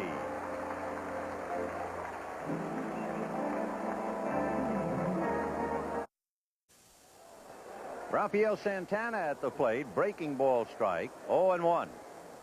Santana, Skinner, and Tolleson. 8-3 Yankees. High pop fly. Going out is Cal Ripken. Coming in is Pete Stanisek. Ripken, 1 away. You know, just to conclude the thought about Baltimore, but since Cal Ripken and Mike Boddicker, the farm developed Larry Sheets and Billy Ripken, but you're looking at a great organization that won the championship in '83, faded in '84, signed free agents Freddie Lynn, Lee Lacy, and Don Ozzie, and because of that, The compensation, they lost first round back in the '85 draft. They signed Juan Benitez as an '85 free agent. That meant they lost a first-round pick in '86 for compensation. And they have really been hurting. And I guess in a sense you could say in pursuit of the free agent. Steve Shields throwing in the Yankee bullpen. A most successful and proud organization on the rocks for the moment anyway. And best wishes to Roland Hemond and company to get the ball club squared away. Hit up the middle. Ripken can't get it. Base hit for Skinner. He's 2 for 3. Saying you're drafting of players is so important because if you spend that draft and the guy doesn't make it, well, you're set back. And that's why scouts are so important. And when they start to deplete the scouting system, you see the Cubs, for example, they've gone the other way now. They got some good young ball players coming out. That was Freddie Lynn without the cap, and of course he was one of those free agents signed after the team had gone from champion to Fadesville in '84. So we certainly wish them, and particularly Greg Olson, the youngster they just signed. Hope he has a great career.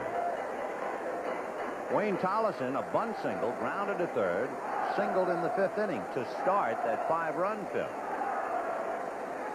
Then Meacham got the bunt single, a couple of walks, and the grand slam by Buhner. Doug Sisk, a teammate not only here in the majors but in college with Tom Niedenfuer. They went to Washington State. Came up to the National League and now teammates in the American. Tollison switching, and they count 2 balls and no strikes. 2 for 3 right-handed. Now he goes the other way.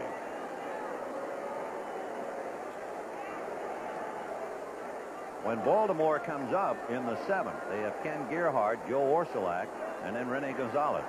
To stay away from the double play, they're going to have to start Skinner. He had no speed at all. Chopper slowly back to the box. They have a play at second for 1, and that's all. So a 1-6 force play, 2 down. Tollison standing at first, and the batter will be Bobby Meacham. Friends, this telecast is presented by authority of Major League Baseball and may not be reproduced or retransmitted in any form without the express written consent of Major League Baseball. Meacham lined back to Ballard, who turned it into a double play, grounded to Murray, and then singled in the 5th inning.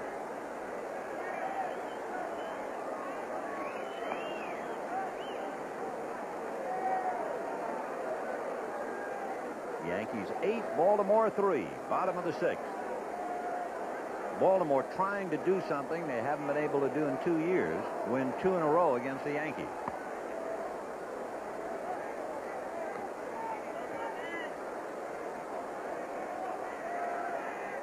One and 0 the count to Bobby.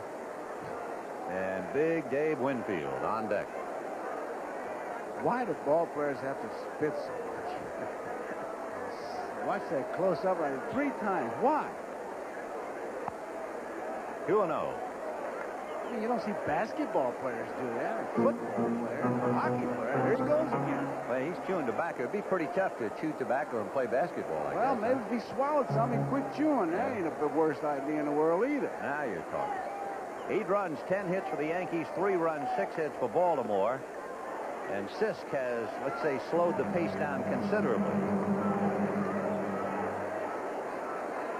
Doug came in here with pretty good numbers. Earned run average a little over 2.5. A 3-game winner. Mike Boddicker picked up his 3rd win last night. But there's a walk. You know, Vin, that goes completely against the Baltimore training because going back to when Ray Miller was there, his theory was throw strikes, pitch fast. Because throwing strikes, your infielders are ready, you pitch fast, they're on their toes, you get behind, a few walks, take a lot of time, they're on their heels. You never see a good play behind a pitcher who takes a lot of time. Herm Starrett calling down to his bullpen, and answering the call is Mark Williamson. So Williamson is up in the pen with 2 on, 2 out. 6th inning, 8-3 Yankees.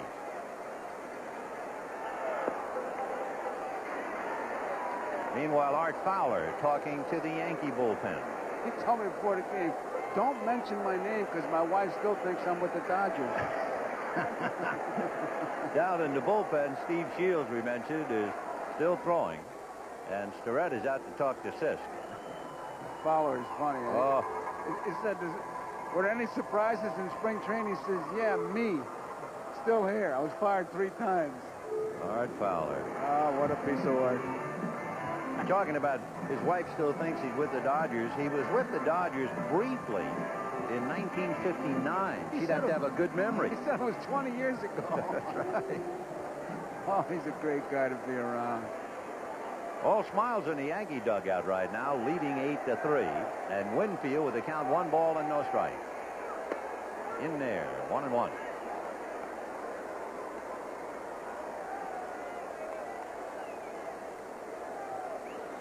Billy Martin knows full well because they had it on the scoreboard. Detroit has piled up a big lead against Cleveland, 11-2. 1-1 the count.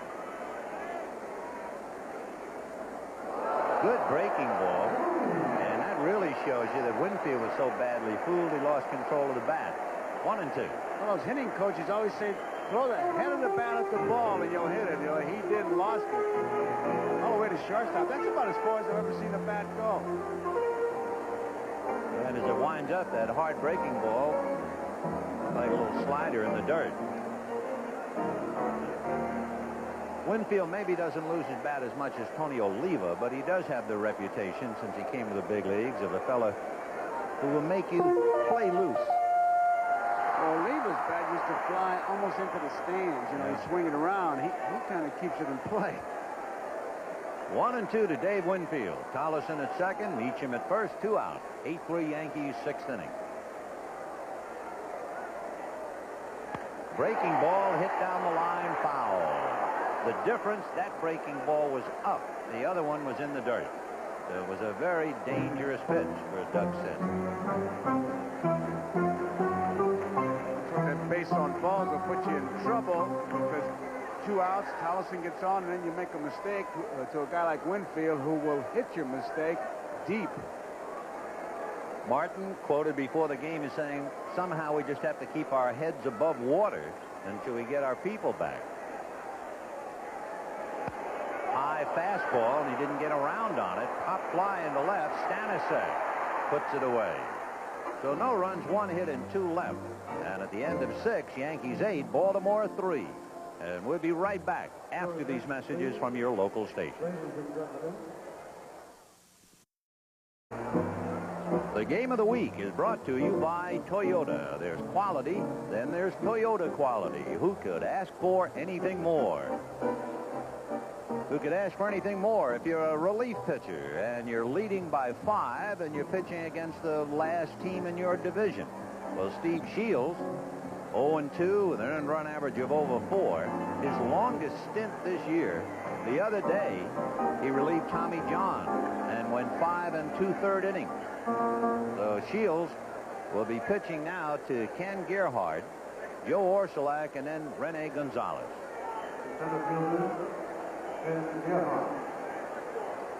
One of the requirements for a save is to pitch 3 innings, and Shields is asked to do that. So he is trying to get his first save of the year. Gerhardt struck out and had a scoring fly ball. Foul back. 0-1. So John Candelaria went 6 innings, allowed 3 runs and 6 hits. Typically, just 1 walk. He had 2 strikeouts. If the game would end like this, Billy would pick up some points with his pitching staff because he allows Candelaria to be sure to pick up the victory, and Shields gets the save. And bonus points for everybody. 1-1 the count. Of course, Baltimore and the Yankees, just in the last couple of years, have played some dazzling games.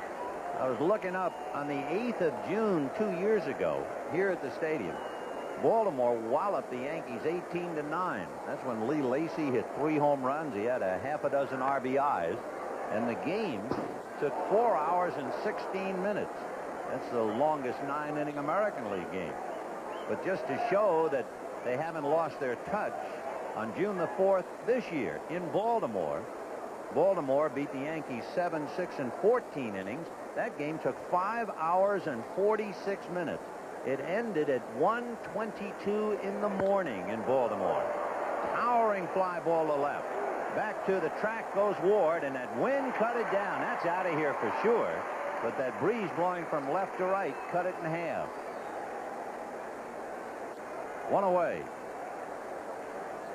When they played that game last Saturday and into Sunday, 1:22 a.m. That's the longest Oriole game in Oriole history. Joe Orsolak, single to left and scored a run and fouled out. 1 for 2. Of course, the last thing Shields wants to do, he doesn't mind if you take him downtown leading by 5. He just doesn't want to walk somebody. That's a dreadful thing to do, especially leading by 5. That's what runs those managers right to the water cooler. 1-0 the count.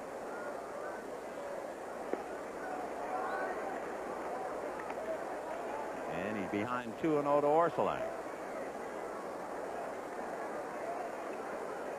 Shields, who pitched over in the National League for Atlanta before moving over to Kansas City. Joe Orsolak, the hitter, came here from Pittsburgh.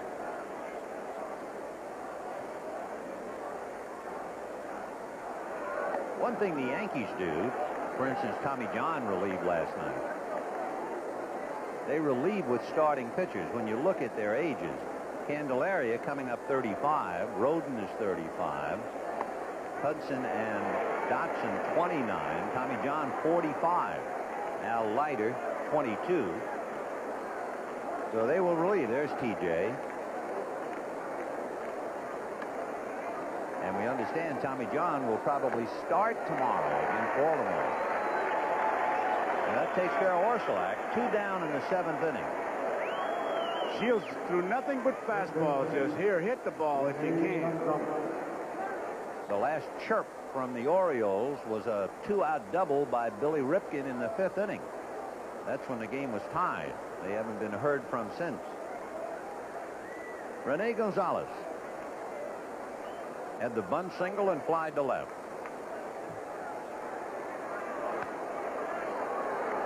Oh, and 1 to count. 8 runs, 10 hits for the Yankees, 3 runs, 6 hits for Baltimore in the 7th inning. I guess it's just that I'm old-fashioned, but it's hard for me to see that. If the man's batting 9th, you're down by 5 runs, and you swing at the first pitch. Whole new game. 0-1. Breaking ball grounded wide of third. Nice hop there for Tollison to get him, so the Birds go away quietly, and at the end of 6 1/2, 8-3 Yankees. Right now, here's another edition of Characters of the Game. Mentioned at the start of today that when you come to Yankee Stadium, it's part theater and part shrine, and there are the numbers in left field. Number 4, Lou Gehrig, Babe Ruth. And on they go from Joe DiMaggio and Mickey Mantle and Casey Stengel and Yogi Berra and Bill Dickey. The names just roll off. Great Yankees who have contributed so many pleasurable moments and memories. And now to the bottom of the 7th in the current crop. And Jack Clark facing Mark Williamson. You talk about Park Shrine. As you all know, my brother's here with his grandson. He took 36 pictures out there. How can you take 36 pictures of monuments? But he did. Well, there are. 1-1 to count to Jack. Singled and walked twice. He's certainly balancing his books. 48 walks in 48 games. 1-2 to count. Mark Williamson, who had been the club leader in complete games, went to the bullpen the 1st of June. This is his 4th appearance. Mark with a record of 1-4. Hop fly, Eddie Murray. So Clark pops it up, 1 down in the 7th. And Jay Buhner, who hit the grand slam home run against Doug Sisk, and that, for all intents and purposes, the ball game. Here he is. He's also flied to left and single. And he showed us what kind of an arm he had on that throw to the plate. So he looks like he's going to be a pretty good ball player going on today. If you were scouting him, you'd sure have to turn in a glowing report. Right, 0-1. Williamson with a pretty good palm ball. He just threw one. 0-1 to count to Buhner. And a breaking ball in the dirt. 1-1.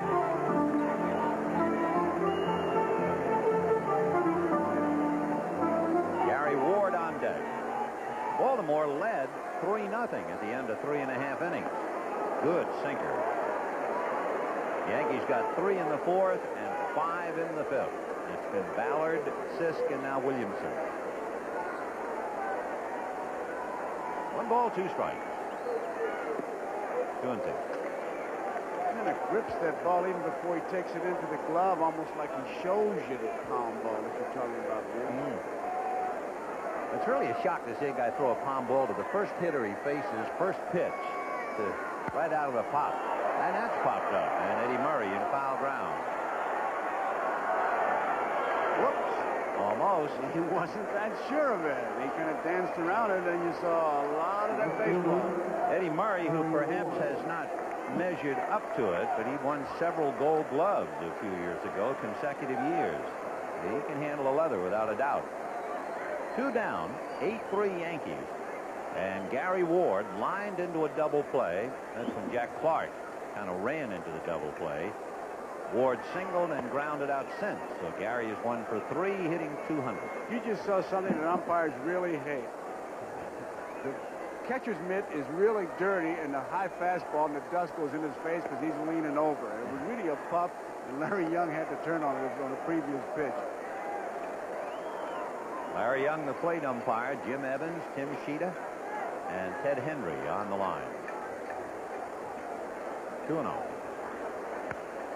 Foul back, 2-1. From the looks of things, the Yankees will have a 2-game lead over Detroit and Cleveland. And Billy and company with a lot of work to do.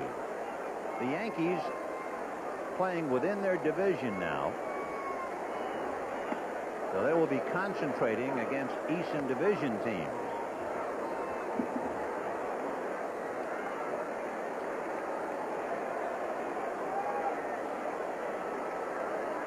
This game, for instance, they're 3-4 against the East, so should they win this one, they will balance their books against the Eastern Division team during the stretch of games against the East. And Gary Ward is caught looking, and Mark Williamson restores some order. That's the first time, really, that the Yankees have been retired in order. In the 8th inning, with the Yankees leading Baltimore 8-3, Larry Sheets comes off the bench to hit for Pete Stanisiak. Sheets, in his last 3 games, not hitting at all, but prior to that, he was doing very well. Of course, very well on the Baltimore ball club puts things into perspective. He comes up there hitting .207.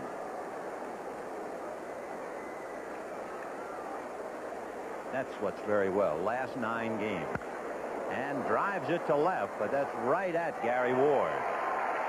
1 away in the 8th. We talked about that thing that umpires hate, and I can tell you, you can't help but get your glove dirty. Now watch what happens. Everything has to be perfect. Now, Kettleton's glove is dusty. Look at Larry Young get down. Now watch where he catches the ball and watch what happens. Right full blast, and oh, Larry got it all. Meanwhile, Billy Ripken takes a strike. Steve Shields is trying to do just that, throw strikes. They want to hit it, go ahead. It's a big ballpark. It falls away up the alleys to 399, 408, and 385. So he's saying, go ahead and take your shot. And a breaking ball up, 1-1. Ripken is the last Oriole to have a hit when he doubled in the 5th inning. So the wide open spaces of Yankee Stadium And Shields trying to take advantage of it. Fastball, chopper to third. Wayne Collison to Jack Clark.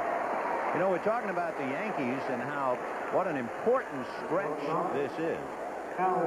They play 25 straight games against Eastern Division opponents through the end of the month. This is the 8th of the 25, and they have to win this one to break even. And of course, that's really when you get hurt, playing within your division, because then clubs have a chance to catch you, and they've got 9 coming up with Boston, Cleveland, and Detroit. Look at Detroit. They're getting ready. Cleveland and Detroit will be 2 back of the Yankees at the end of this day. Sparky said when we did our game in Chicago with him, he said, if I'm 3 or 4 back in August, who knows what can happen. He's laying back there in the bushes. Not a whole lot of publicity, but he's in great shape. 0-1 the count to Cal Ripken. Fastball on the hands. So Shields coming right at him. You know, you talk about what Whitey Herzog has had, losing guys like Clark and Bruce Sutter. Sparky's lost some pretty good players. Lance Parrish, Kirk Gibson. And he says they're gone, they're gone. Let's not cry about it, and let's go ahead. And by golly, they're doing a pretty good job. And, of course, the Yankees have a lot of players who are injured right now, but they're not going to get any sympathy in St. Louis. Whitey Herzog lost a ball club. 0-2. 1-2 to Cal Ripken. Cal has walked, struck out, and popped up. You talk about the manager now, whether it's a 15 or 21-day disabled list, signing ball players. Look at Jeffrey Leonard trade. Hey, he's going to be a free agent at the end. We'll get something for him. And Frank Robinson trying desperately to get this thing turned away. You know, Baltimore started out with that 0-21 streak, the longest in American League history. The 61 Phillies, and Robbie remembers those days, the Phillies lost 23 straight. The first victory for Baltimore, April the 29th, 9-0 in Chicago. And the winning pitcher is pitching relief in a mop-up game today, because the winning pitcher in the first Baltimore victory of the year was Mark Williamson. They lost 5 of those 21 games by 1 run. Cal Ripken Sr. was 0-6, and he was fired. And then Robinson got into the shoes and went 0-15. Big chopper. That's up the middle. With that first bounce, you knew there was no chance. It just got right on through there in a hurry. So a 2-out single to center by Cal Ripken will bring up Eddie Murray, who was hit into a force play, single to right, and struck out. This is just some of the problems. Look at the runs scored and runs allowed. And they have improved in both areas since the streak. Imagine now, in 21 games, they scored 2.1. What it really boils down to, they scored 44 runs in 3 weeks. And they allowed almost 130. Interesting thing about the Yankee ball club, and I guess it served notice about how many different ways they can beat you. 1-0 to Eddie. And that's a drive to right, and Shields decided to test the wide open spaces. They have been found by Eddie Murray. And that makes it 8-5 Yankees. So Murray drives it out. For Eddie Murray, his 7th home run, 6 of the 7 as a left-handed batter, and he has 26 runs batted in. Well, when you have that big a lead, you want to throw strikes and make them hit you, and that's exactly what Murray did. He just pounded one a long way. Now, instead of throwing, he has to do a little bit of pitching because it's an 8-5 ball game. And remember, Larry Sheets hit the ball hard the other way, but Murray got one right in his wheelhouse. That was a fastball right down the middle, and he really got it. So the home run swing of Eddie Murray, and it is 8-5 Yankees. So Eddie Murray gets him a little close. He also makes Dave Righetti get up in the Yankee bullpen. So Eddie is 2 behind Reggie Smith. Right. There's Righetti.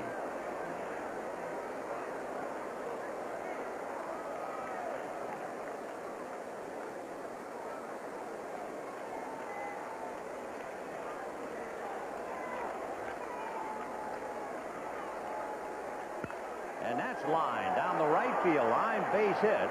Tettleton hits the bag and keeps on going, and Winfield will get it back in, but that's about all. So in the inning, Sheets lined to left, Ripken grounded to third, then Cal Ripken singled up the middle. Eddie Murray hits the home run, and Tettleton doubled. And the batter is Jim Traber. And here comes Billy. I think Righetti was throwing in the pen just for Traber.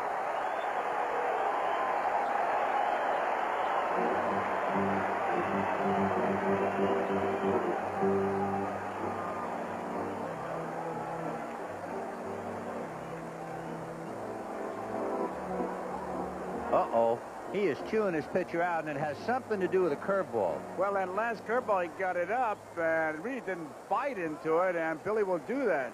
I don't care. Well, I'm cleaning it up. I don't care what he wants, he said. Boy, is that a literal translation. Well, Billy will. He's hard on catchers and pitchers. And he is blistering Joel Skinner right now about his pitch selection. Something about hitting out of the park. Yeah, I think he's mad about Eddie Murray getting that fastball. He came out something about blankety blank curveball, and I think he's saying to Shields and Skinner, you got to throw curves once in a while. You can't just throw that fastball down the middle. And now he comes out after he's been burned with a single and a home run and a double by Tettleton. And I'll tell you, the wise man, being catcher or pitcher, just stands there and listens and gets blistered. And Skinner is getting skinned. But the Yankees are leading 8-5. Well, Joel, it's all part of a liberal education. Here's one of those situations. Now, Billy is really doing a major league chew-out job on the pitcher and the catcher, but then Shields leaves, so Skinner has to take it. And one of the lousy parts about catching is you're always second-guessed when a guy hits a home run or if a guy gets a big base hit, and you can't say anything because if you open your mouth, you're usually gone. And what bothers me is managers never come up and say, hey, that was a pretty good call, but you're always some kind of ironhead or klutz when somebody hits a home run. You don't even touch the ball, and it's your fault. And if I'm sticking up for the catcher's right, because the guy hit it, and who do you blame? Blame the dummy behind the plate, and that's wrong. Well, Jim Traver at the plate against Dave Righetti, and Righetti has been no lock, not at all. With runners on base, he's retired the first batter only 3 out of 9 times. In fact, at one stage, he went 12 days without pitching, and while he was out, the bullpen got 3 saves. So he's been struggling. He has inherited 15 runners, 5 of them have scored. And he's working on Traber. Well, Traber was thanking his manager about starting against Candelaria. Now he gets Righetti with Tettleton at second base and 2 out. Fouled away, 2-1. And I guarantee you, if he gets Traber out, it's because Righetti's got good stuff. It's not going to be because of Skinner's pitch selection. I mean, you know, that's the thing. And you always say to yourself, come on. If you're going to give me all the blame, give me some of the credit. Give me a little bit. 2-1.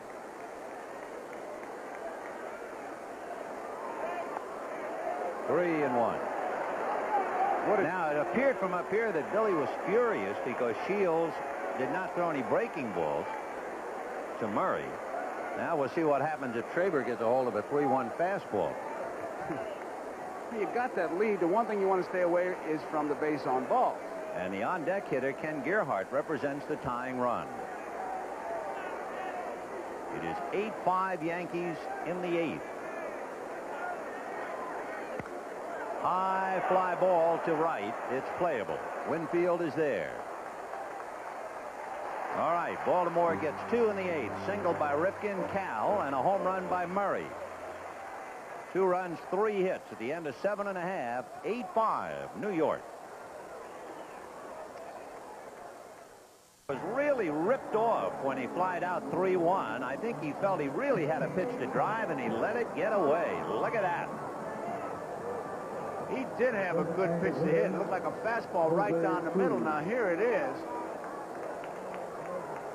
He had himself a pretty good cut, but of course the end result is, hey, great pitch, because he had good stuff. I guarantee you nobody went up to Skinner and said, nice selection, kid. That's the way to call that game.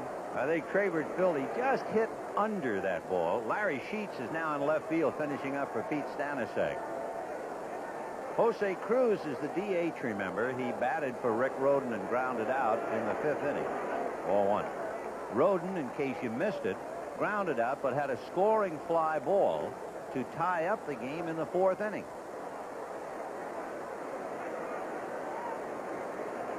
Cruz is struggling, and at his age, he is battling for a job.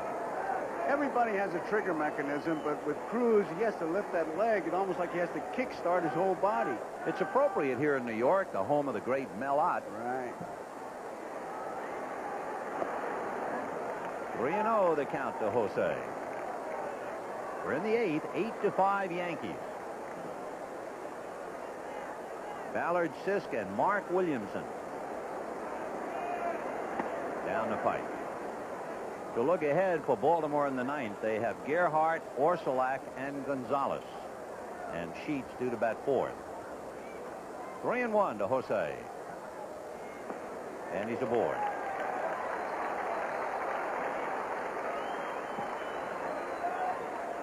And with that, let's pay Gail Gardner a visit for an update.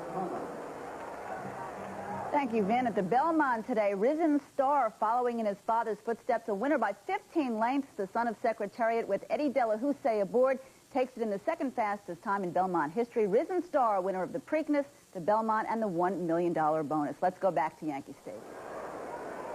Santana bunts in the air, foul out of play. I think they ought to change the name of that horse. 15 lengths. Ought to call it Shooting Star. Wow. 15 lengths. Could have almost lapped the field. Haley's Comet. 0-1 to count to Rafael Santana. Clete Boyer down to visit with him. Cletus Boyer, one of the great characters in the game. Wow. And what a player. And a pretty good fielder. 0-1 to count to Rafael Santana. Bunt's still on, but he takes a strike. Hit the ball very hard. Right at Rene Gonzalez in the 3rd inning. Then he hit a line drive right back at Ballard, and last time up he popped up. 0-2. Kansas City breezing along behind Mark Gubazar with a 1-hitter. Just off the plate. In the bullpen, Cecilio Guante for the Yankees, Don Ozzie for Baltimore. There's Guante. 8-5 Yankees, 8th inning. 1-2.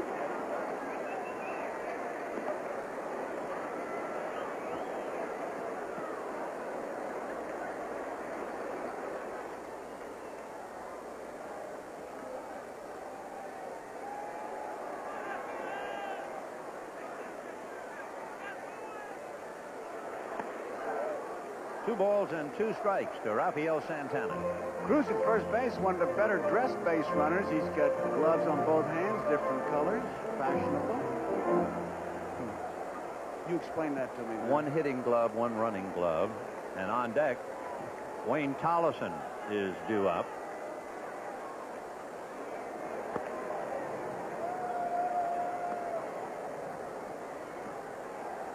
After Skinner. Cruz still there. 2 balls, 2 strikes. Santana waiting. There goes Cruz on a pitch out. And he's hung up. Cal Ripken to Eddie Murray. Murray fakes. Now throws to Billy, and that's that.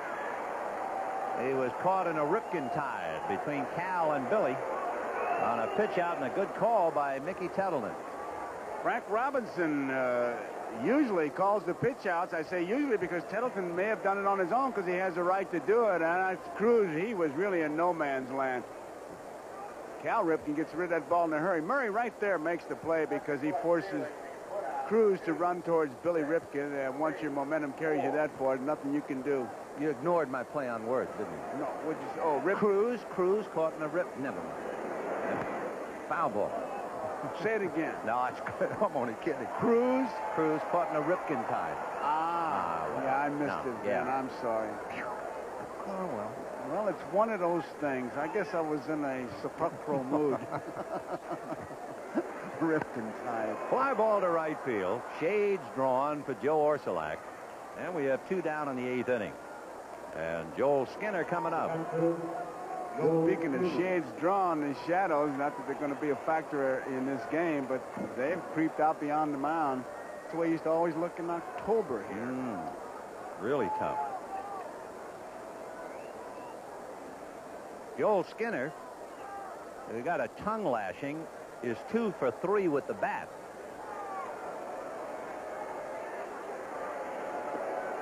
He singled in the 3rd, singled in the 6th, struck out in the 5th.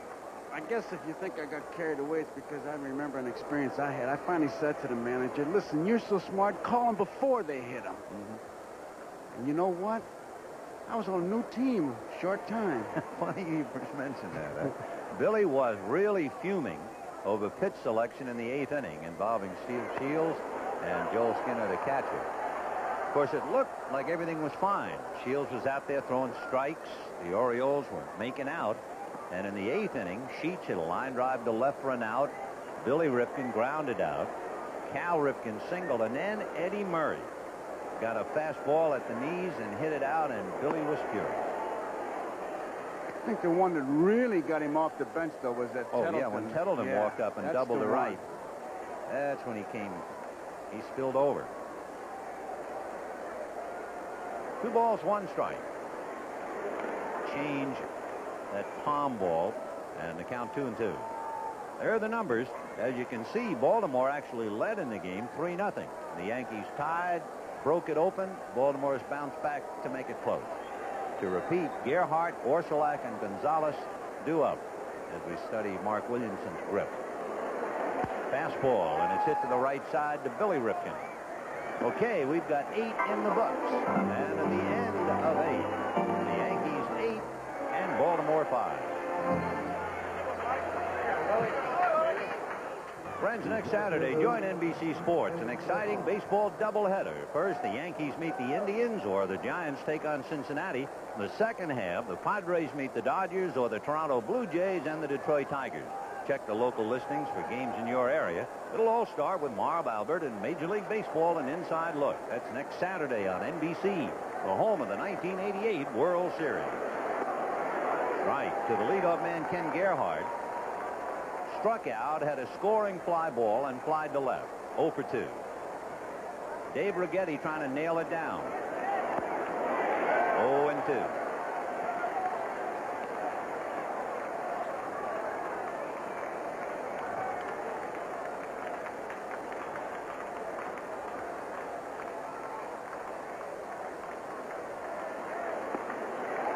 One and 2. Bill Murray taking in the ball game.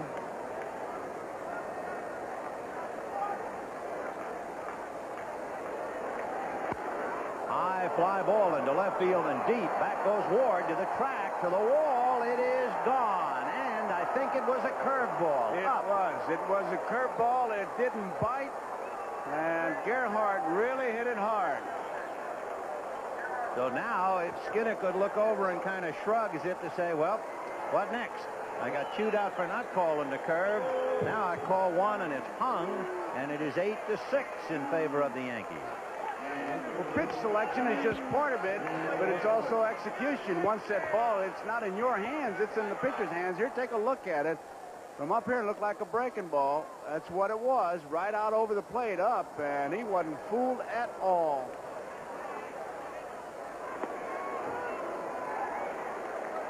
Oh and 1. Joe Orsolak single, fouled out, and struck out. And Guante continues to heat up in the Yankee bullpen. Fastball missed. 1 and 1.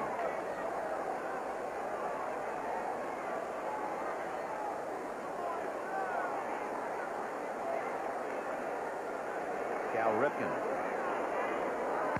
That's hit foul off third down the line, and the count 1 and 2. With a home run today by Eddie Murray, and now this one by Ken Gerhardt, Baltimore has hit 41 home runs. The Yankees have hit 56. The difference being the Yankee home run today was a grand slam, a hopper to shortstop. Right there is Santana to take care of Orsolak, one down. You could see Gerhardt, somebody asked him what it was. He said a slider, so it was a breaking ball. Sure was. 88 Gonzalez. Famous last words, breaking ball up. In fact, for years, you always thought about a curveball and a hanging curve being the easiest pitch to hit out. But that's not really true. The worst pitch for the pitcher and the best bad pitch for a hitter is a hanging slider. The difference being that it's on the same plane. The curveball breaking down, the slider breaking away. And you hang that slider away, that is a real BP pitch. Well, because the whole theory behind it is you think you're going to hit on the fat part of the bat, but a good slider breaks down and in, and you'll break your bat. But if it stays there, you got it. Forget it. And that's going to be looped to left field. Ward is not going to get it, and that means the tying run will come to the plate in the person of Larry Sheets on a looping single to left. So Righetti is not overpowering by any means. He has faced 4 batters and given up a home run and a single. Right now, Billy is thinking, nothing is easy. I had a big lead, and now I got the tying run at the plate. That's another thing that has to bother Martin, not just the injuries and those players who are not able to play, but the fact that Righetti has struggled. On the 2nd of May, Righetti blew his 4th straight save opportunity, and that is so much unlike him. That's a strike. Baltimore with 2 home runs, 3 doubles, and a half a dozen singles, but they're still trailing by 2. Check swing for a strike. 0-2. Sheets hit the ball pretty hard coming off the bench in the 8th inning, but that was against Steve Shields, and he lined out to left field. He threw 2 real good, hard sliders. 0-2.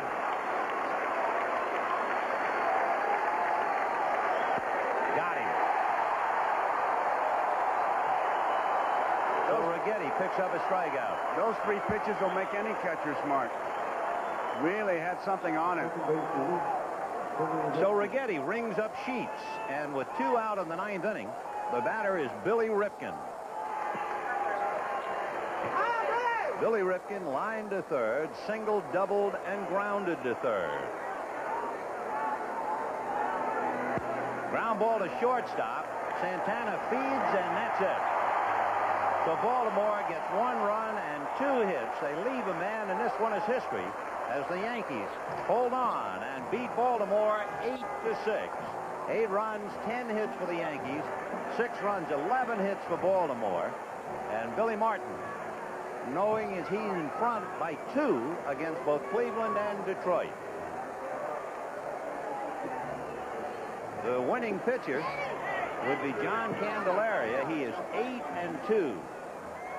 The losing pitcher, Jeff Ballard, and his record now is 2-3. And we'll be right back. The Major League Baseball game of the week has been brought to you by Miller Genuine Draft, cold-filtered draft beer. It's as real as it gets. By Norelco Electric Razors for a close and comfortable shave. By Texaco, star of the American Road. And by today's Howard Johnson. We're changing a lot of minds. Today's NBC Miller Lite player of the game is Jay Buhner, whose grand slam home run in the 5th inning helped the Yankees win 8-6. Miller Lite happy to present a check for $1,000 in the name of Jay Buhner to the National Multiple Sclerosis Society. Our executive producer of NBC Sports, Michael Weissman. Coordinating producer for NBC Baseball coverage, Harry Coyle. The game of the week, produced by Ricky Diamond, directed by John Gonzalez. Pre-game produced by Les Dennis. Pre-game directed by Joe Michael. Technical directors Lenny Stucker and Richard Sansevier. For Joe Garagiola, this is Vin Scully saying so long from Yankee Stadium, where the Yankees beat Baltimore 8-6. We'll talk to you next week from Los Angeles.